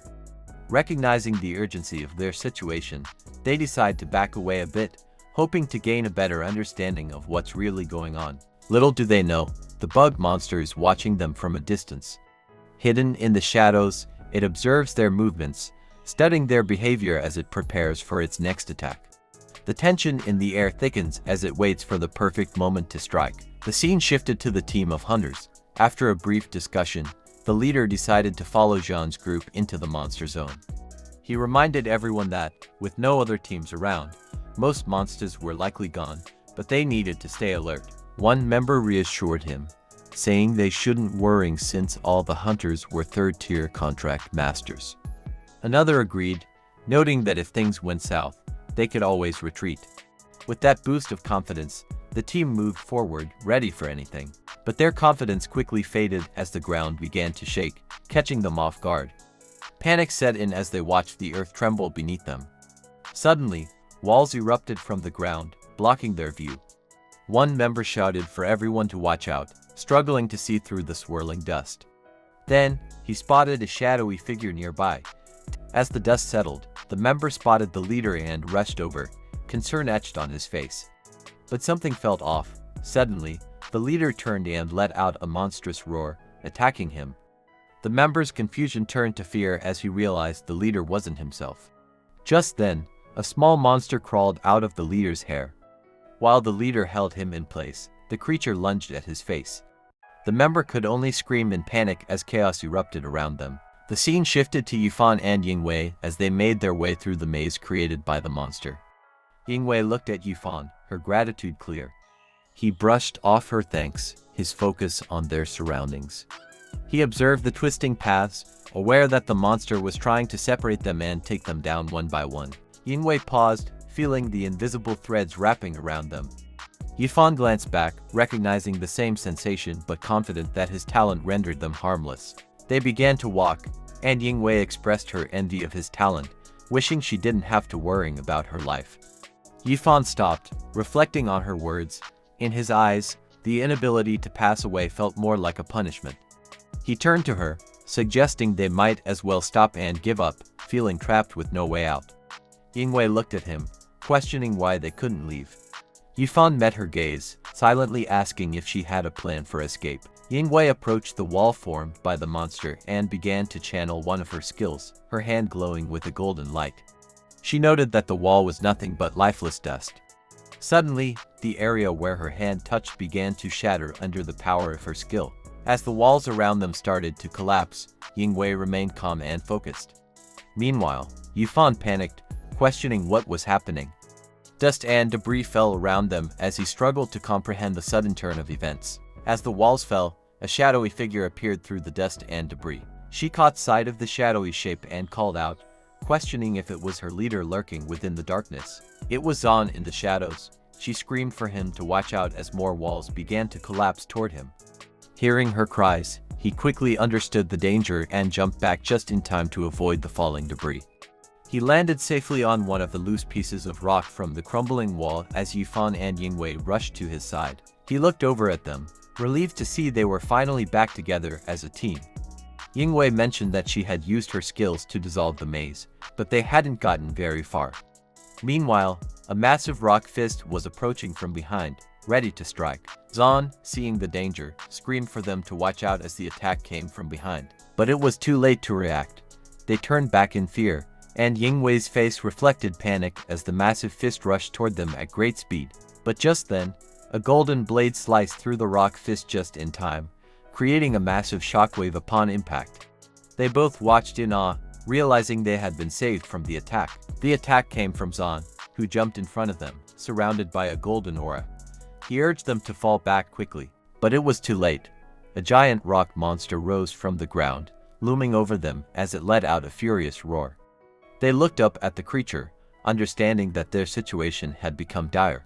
Understanding the situation, Zon acted quickly in frustration and began to channel one of his skills. He created a barrier, hoping it would be strong enough to stop the monster's attack. As the creature roared, it stepped forward, preparing to strike. The monster lunged at Zon, a bright light enveloping him. Using his skills, Zon attempted to send Yingwei and the other to safety. But Yingwei realized that the monster's attack had a shockwave effect, and she saw the wave rushing toward them. Before they could escape, the shockwave hit them, and both screamed in pain from the powerful blast. As the other two were pushed back from the blast, Zon struggled to hold off the rock monster. He shouted to them, explaining that the black veil was the reason for all these monsters appearing. They needed to eliminate the black veil's source as soon as possible. Zon continued, stating that the black veil had merged with the dark world around them, and all that remained of its body was the black sphere in front of him. He glanced at the sphere, realizing that the rock monster was protecting it fiercely. He focused on the sphere, stating that if they could shatter it, the black veil monster would be defeated. Yifan stood up and stepped in front of Zon, declaring that he would help. Yingwei moved up beside him, adding that Zon should go for the black sphere while she and Yifan provided backup. But suddenly, the rock monster began sprinting toward them, its massive fist swinging in their direction, ready to attack. The ground trembled beneath its weight as it closed the distance. Understanding the situation, Yifan leapt into the air with great speed, aiming to intercept the monster's attack and buy time for Zon. He began to channel his immortality skill, golden veins spreading across his body as a bright energy ball enveloped him. With his arms open wide, he prepared to absorb the monster's attack, bracing himself for the impact. The monster's fist smashed directly into Yifan, but he held back the attack for the moment. Gritting his teeth, he looked back at Zon and said that his skill could only withstand 6 attacks. He urged Zon to focus on the black sphere right now. As the monster prepared to strike Yifan again, Zon dashed past them, declaring that he would head straight for the black sphere. Spotting the target in the distance, he began channeling one of his new skills. Lightning crackled around him, and his eyes glowed gold as he shouted the incantation. 6 divine guardians of heaven, servants of the emperor, summoned by the sound of the zither, to serve and obey. Just then, a massive lightning attack shot straight toward the target, crackling with energy as it raced to strike the black sphere. Suddenly, powerful warriors appeared from his skill. One pointed a finger, shooting lightning down at the black orb.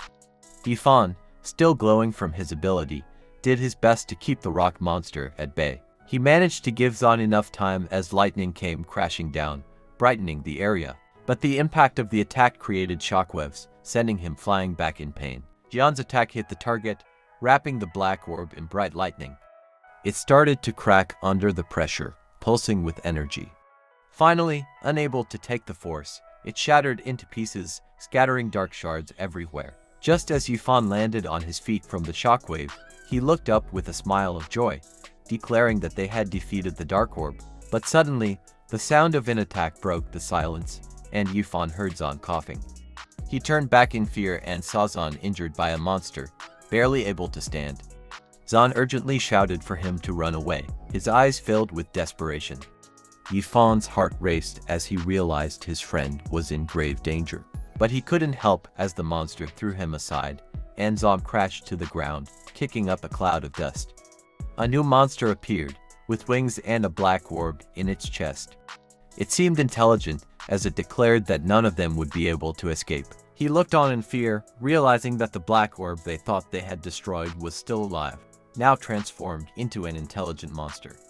Just then, Yingwei laughed, stepping out from behind the monster with a smirk.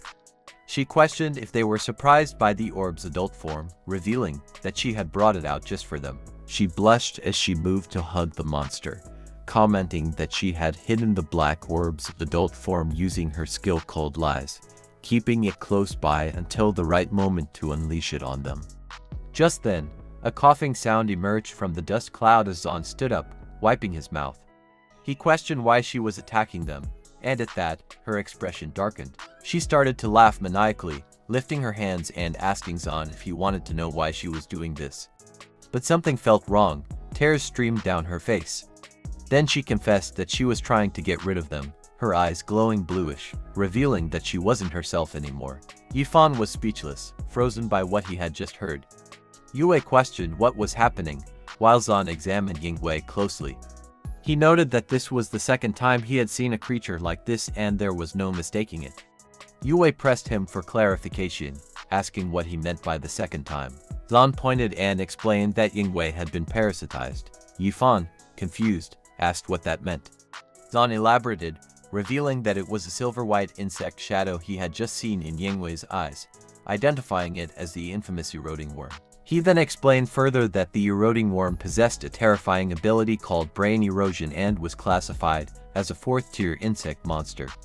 He detailed that any creature attacked by one of these forms would be completely taken over.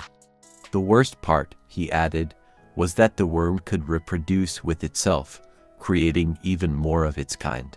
He recalled from the history of the Blue Star that a powerful 7th-tier player had been taken over by a worm. Under its control, the player had devastated an entire city he was supposed to protect, leaving behind nothing but signs of battle and defeated people. But that all came to an end when a massive force united, drawing on significant resources from various organizations to take down the controlled player. Even though he was ultimately defeated, the players who had gathered suffered heavy losses that day, a grim reminder of the power of the eroding worm and its devastating effects. He then looked at the monster and declared that the worm should have been completely wiped out in the first war 30 years ago, questioning why it had returned. Just then, Yifan stepped in front of them, saying he could use his skill to delay the creature and help them both escape.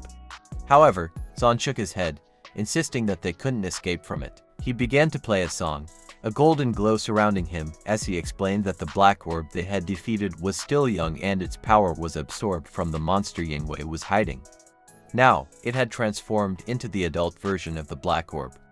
With its newfound speed, they had no chance of escaping, even if Yifan managed to delay the creature. As he played a song on his weapon, he closed his eyes and asked Yifan if he could delay the monsters for just one song so he could heal from the earlier attack. A green aura enveloped the area around him, starting to mend his wounds. Yingwei realized they had to stop Zan before he regained his strength. If he did, it would become even more difficult for them. Desperately, she screamed for the Veil Monster to attack him. Hearing the command, the Veil Monster lifted its hand and pointed a finger at Zan, unleashing a blue beam of energy. Yifan screamed for Zan to be careful as he dashed toward the attack, ready to intercept it with his skill. Meanwhile, Zan continued to heal himself, focused on regaining his strength. Yifan opened his arms and took the attack with his skill, glowing gold as the blue beam struck him.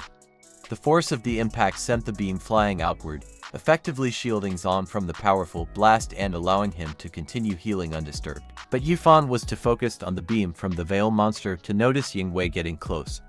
She touched him on the shoulder and used her skill of lies, trying to convince him that his immortal body no longer functioned and that he was just a normal person. However, her skill failed as he fought back, sending her flying backward. He declared that whether his body was normal or immortal was not something she could decide on her own. But just then, as she was sent back, a worm came out from her hair. Yifan looked on in fear, understanding the danger that had just appeared in front of him and the threat it posed. He tried to jump back, but it was too late. The worm was too fast. It lunged at his arm, aiming to bite and burrow inside his body. Yifan looked down in fear, realizing he needed to act quickly to prevent it from getting in. He quickly grabbed the worm before it could burrow too far into his arm, his anger boiling over at not dodging in time. He knew he had only two more uses left of his immortal skill and understood that he needed to use them wisely. His face twisted with anger as he crushed the worm in his hand. With renewed determination, he steeled himself for the fight ahead, prepared to confront the challenges that lay before him. But he was so caught up in his anger that he didn't notice the Veil Monster soaring above him, beginning to channel a skill as lightning began to gather into a shape. The monster remarked that Yifan had an interesting skill and expressed a desire to test its capabilities. Just then, the Veil Monster finished channeling its skill and asked how long Yifan would last against its attacks. Now focused on the creature, Yifan understood he needed to protect Zan again. Determined, he braced himself for the incoming skill. As the lightning attack shot from the Veil Monster, targeting Zan, Yifan sprinted over, hoping to intercept it. He made it just in time, activating his skill once more, a golden glow surrounding him and shielding Zon from the attack. However, Yifan knew he couldn't withstand many more of these strikes. Looking back at Zon in panic, he screamed for him to hurry, knowing they would be defeated if they didn't act fast. But it turned out that Yifan had created enough time for Zon to heal himself. Hearing Yifan's panic, Zon ordered Yue and Yifan to take care of the worm monster inside Yingwei. As she began to transform and move toward the target, Yifan felt his shield starting to crack under the relentless attack. Zon declared that he would handle the adult Black Veil monster while Yingwei transformed back into her human form. As she landed on the ground, her face reflected her seriousness. She understood Zon's orders and was ready to fulfill her task to the best of her abilities. Back to Zon, he became serious as his eyes glowed, surrounded by a golden aura. He stated that he hadn't expected to have to use his full strength here. Activating his first fist form of the 8 Quick Fist skill, he commanded it to open, ready to unleash its power against the adult Black Veil monster. Suddenly, he pushed off the ground with all his might, causing the earth to crack and break apart beneath him from the sheer force of his power. He shouted for the Veil monster to disappear, already positioned to unleash his powerful fist skill. Just as he swung his fist, the air crackled with energy, and the monster's eyes glinted with a dangerous intelligence. In that moment, Zon realized he might have underestimated it. Would his attack succeed, or would he be caught off guard? Zon delivers a mighty punch that sends shockwaves through the area, obliterating everything in its path. But the intended target for the attack dodged to the side, easily avoiding his powerful strike. The attack blasts through the wall, creating a massive dust cloud and sending debris flying in every direction. The Black Veil monster pulls out his blade and looks at Zon with admiration and curiosity. He recognizes Zon's tremendous strength, which is particularly surprising for someone so young. Few people can wield such power at his age. He lifts his weapon above his head, expressing his surprise at Zon's recent attack as he prepares to unleash one of his own.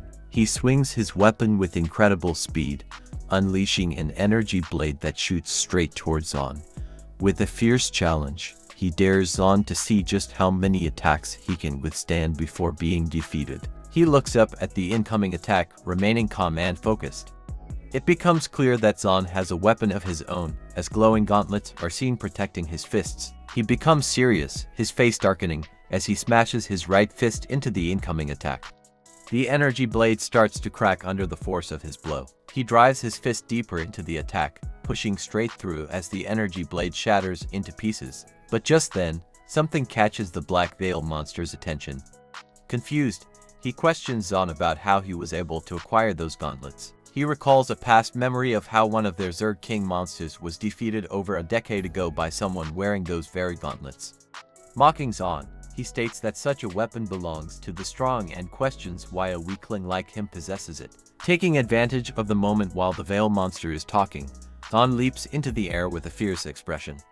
His right fist starts to glow gold as he screams at the monster, declaring that he may not be strong, but he is not facing a Zerg King monster. His attack lands with a tremendous force, sending massive shockwaves throughout the area. However, at the last moment, the Veil monster blocks the blow just in time. The battle begins as Zon strikes again, landing a solid hit on the Veil monster, who braves the impact and prepares to counter. But the Veil monster doesn't get a chance to recover as Zon strikes again, landing another powerful hit. But the Veil monster gets angry and refocuses, launching an attack on Zon.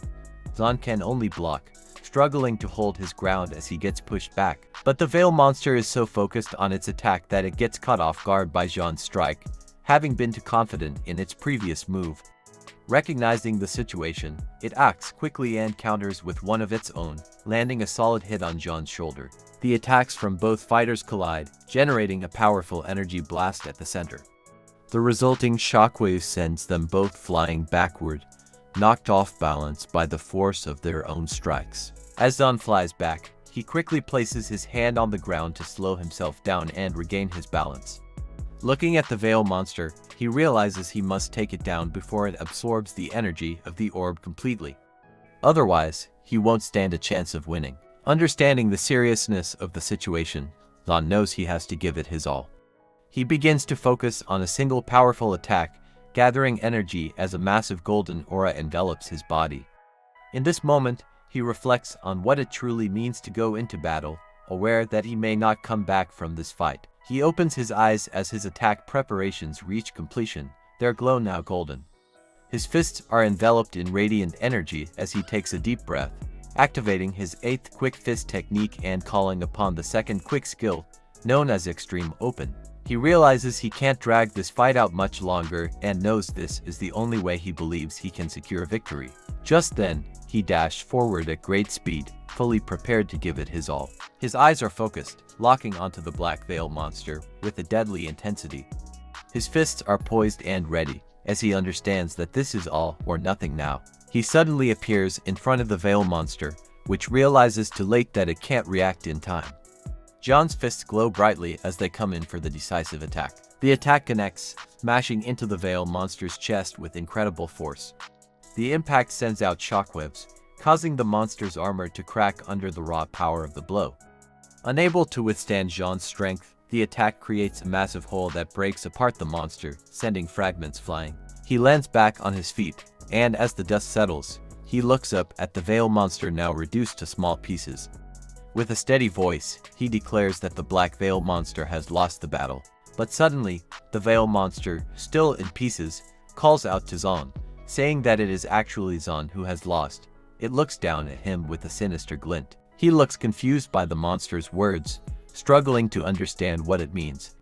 Suddenly, he screams out in frustration, questioning what the hell is going on right now. He watches in shock as the Veil monster begins to gather all the small pieces of its body, slowly recovering. Red energy swirls around as it reassembles itself. Once the Black Veil monster is fully restored, it looks down at Zon with a deadly gaze, fully aware that it is now stronger than him. The massive dust cloud created by its recovery is swept away as the Black Veil monster unfurls its wings and flies into the air, a red aura enveloping its body. Looking down at Zon with a sinister smile, the monster reveals that it has transformed, now sporting 6 wings instead of 2. It declares that the games are over and that it's time to get serious and end the battle. But Yifan calls out to Zon, stating that Yingwei has gone missing. Yue looks confused by the news, while Zon turns back, struggling to process this new information amid the chaos of their battle. But Zon doesn't have time to search for her or devise a plan, as chains suddenly burst from the ground, kicking up dust and aiming directly at him. Yifan watches in shock, bewildered by what is happening. As more chains appear, Zon looks around, understanding that the situation has become dire. He glances to the side and sees the ground being torn apart, gathering into a single point. As he realizes it's the work of the Black Veil monster, he sees a massive rock hovering above its head. The monster holds its hands in the air, controlling the boulder, its shadow casting over it and leaving only its red glowing eyes visible. It declares with satisfaction that none of them will leave here alive. The Black Veil monster throws the massive boulder at them, screaming for their destruction as it comes down like a meteor. Suddenly, Yifan jumps in front of the attack, trying to stop it with both hands. The force of the impact pushes him into the ground, creating a dust cloud from the pressure. He struggles to hold the boulder back, gritting his teeth against the pressure. Looking back, he screams for Zon and Yue to leave quickly, and Zon calls out to him in response. But suddenly, his immortality skill hits 0, and he feels all the pain from holding back the boulder.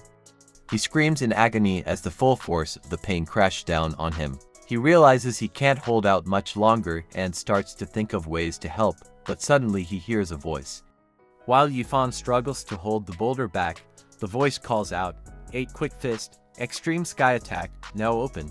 In an instant, a massive golden fist smashes through the roof of the building, making the Black Veil monster look like a small bug in comparison to the enormous attack heading toward it. Meanwhile, Yifan continues to strain against the boulder, determined to hold it back. The Black Veil monster finally notices the massive fist heading its way and screams in confusion, questioning what the hell it is. But there's no time to react or block the attack, it's too fast and too powerful. The golden fist crashes down, obliterating the Black Veil monster in the energy of the attack. As the massive energy fist fades away, the Black Veil monster's attack also dissipates with its defeat. As the dust and energy settle, they finally see the shadow of a person.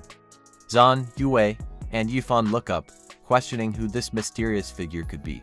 A horse and carriage float in the air as a man stands there, holding a glowing fist.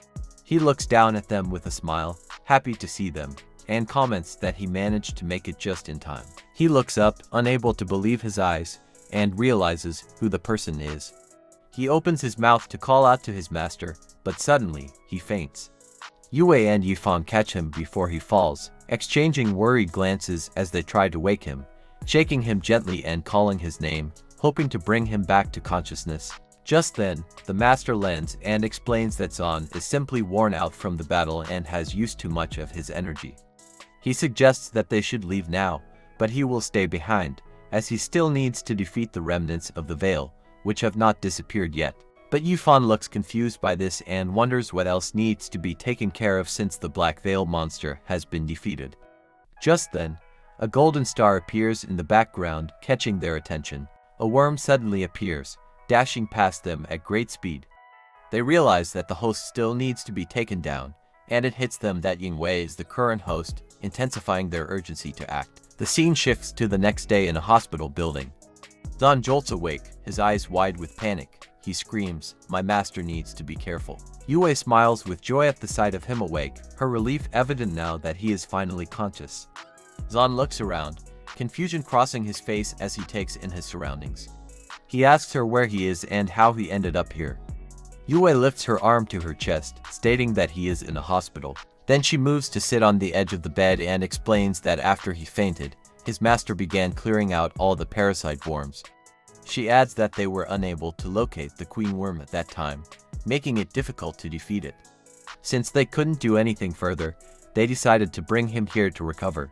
Just then, a worried expression crosses John's face as he remembers that he wasn't the only one hurt in that battle. He recalls how Yifan did his best to protect them at the end of the fight and anxiously questions her about how Yifan is doing now. But Yue's expression turns sad as she looks down, understanding the gravity of Yifan's injuries during the fight. She explains to Zan that Yifan is currently in the intensive care unit. She continues, explaining that during the boss's final attack, Yifan did his best to hold it back. However, unable to use his immortality skill again, his bones shattered from the impact. Despite the severity of his injuries, the other effect of the skill allows him to heal slowly, and he should fully recover once the immortality skill comes off cooldown. She emphasizes that he was still able to survive. But suddenly, they hear loud footsteps approaching as a nurse rushes through the door, looking worn out. She quickly questions both of them, asking if they are on the same team as Yifan and if they have seen him. He looks at the nurse with a concerned expression, asking her what is going on and if something has happened to Yifan. Yue, meanwhile, looks confused and shocked by the nurse's urgency. But she explains that Yifan has gone missing. His expression turns serious as he wonders whether Yifan was taken by someone or if he left on his own. Hearing the news, Yue gets up and looks at him, her face serious. She recalls that his master mentioned their team should track down the parasite worms on their own. She adds that Yingwei is also affected by the parasite worms, concluding that Yifan must have left to find Yingwei and deal with the parasites. Zan gets up from the bed and comments that Yingwei is the key link. He explains that a fourth-tier parasite can reproduce asexually and split, but if they can take down the queen parasite, the others will lose their connection to her and begin to die off on their own. Zan continues, rubbing his wrist as he states that Yifan must have discovered something and gone to investigate on his own, since he couldn't ask for help from them while he was still unconscious from the battle. However, Yue adds that there's also some bad news. The Guardians organization has deducted 100 points from their team. He stops thinking about Yifan and starts to question why they lost points, struggling to come up with an answer. He looks at her, stating that it can't be true. But Yue states that since his master finished the mission, all the other teams that took on the job also failed, resulting in points being deducted from everyone. Zan, feeling furious, comments that they were fighting on the front line while others dared to pull their nasty tricks behind their backs. He explains that not only did they lose points, but the Guardians also took all the monsters they had defeated during that battle, and all the materials were probably moved back to the Guardians organization's building. He then wonders why his master didn't do anything to help him and questions Yue, asking if his master mentioned anything about the situation. She lifts her finger, recalling that his master stated it was a matter between the Deep Blue City Guardians and that they would not interfere. Zahn smiles, interpreting this as a sign that his master might help him after all. He understands that his master feels confident he can deal with Deep Blue City's leader, Zhao, and his guardians without the head office coming to Zhao's aid. He grabs her hand and heads toward the door, saying they are leaving. Yue protests, reminding him that he just recovered and should rest. She asks where they are going, and he replies that they're going to get back what is theirs. The scene shifts to another room where teams are discussing how generous Captain Zhao is for splitting the tier for Zerg monster materials among all the teams. One member comments that Zhao is only doing this because they did all the work. But suddenly, Zahn kicks the doors open to the room where everyone is gathered. Everyone turns to see who kicked the doors open, and one person realizes this is Zhao's room, wondering if Zahn even knows whose space he just barged into. Suddenly, Zahn screams out in front of everyone, demanding that Zhao come out and see him now. But one of Zhao's men steps forward with a mocking expression, questioning why Zahn is here and commenting that he should have informed them of his visit. Zahn ignores the question and insists that they get Zhao out here now. But a member of Zhao's team laughs, taunting Zahn for being a bit aggressive today. He warns Zahn to watch his words while clenching his fist behind his back and walks up to him. As soon as he gets within range, he leaps forward with a smile, asserting that Zahn should know his place and reminding him that this is not a place to cause trouble. Zahn remains calm, thinking that this person is too weak to test him right now. In a flash, the individual who attacked didn't even notice Zahn smash him across the face, as Zahn considers how flies always hang around trash. His blow sends the attacker flipping back, crashing into the ground face first and creating a small dust cloud from the impact. The attacker lies there in pain as Zahn unleashes his fighting aura, lifting his fist and looking down at him mockingly. He questions whether the attacker is aware that his cheeky smile really makes people want to slap it away. As other members of Zhao's team pull out their phones to record what just happened, one of them remarks that they've caught the whole thing and will send it to the head office, implying that Zahn will be in trouble. Meanwhile, the attacker begins to push himself up from the ground. He suddenly jumps towards Zahn with his weapon in hand. He screams and threatens that Zahn will lose a limb for doing that to him. While Zahn wonders why this fly is still testing him and decides to grab his arm, while the attacker cannot believe he captured his arm. Then Zahn begins swinging his arm from left to right, crushing the attacker to the ground.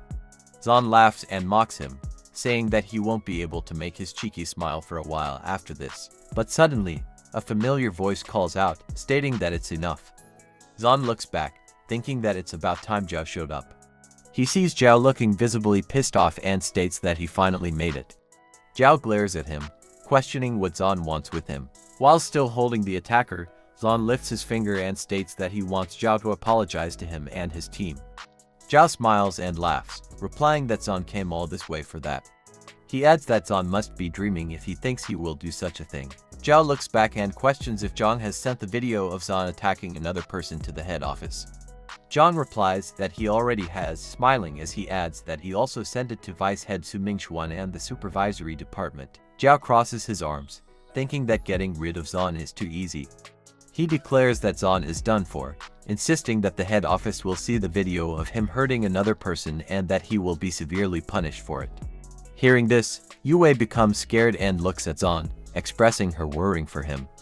However, Zahn remains unfazed, telling her that his master will take care of the higher-ups and stating that they won't dare do anything since his master would have already warned them. Zhao thinks that Zahn is lying about the people he sent the video to and how they won't be able to do anything to him. He calls out to Zhang, asking what the head office said. Zhang looks scared as he glances at Zhao and replies that the head office stated this is an internal matter for Deep Blue City and should be handled by them. Zhao gets furious at what he hears and demands to know what the supervisory department said. Zhang replies that the supervisory department expressed their admiration for the young man's skills and asked if Zahn would be interested in joining them. But Zhao doesn't believe it and decides to listen to the messages from the head office and the department himself. As he listens, his anger boils over, and he grabs his earpiece, throwing it to the ground.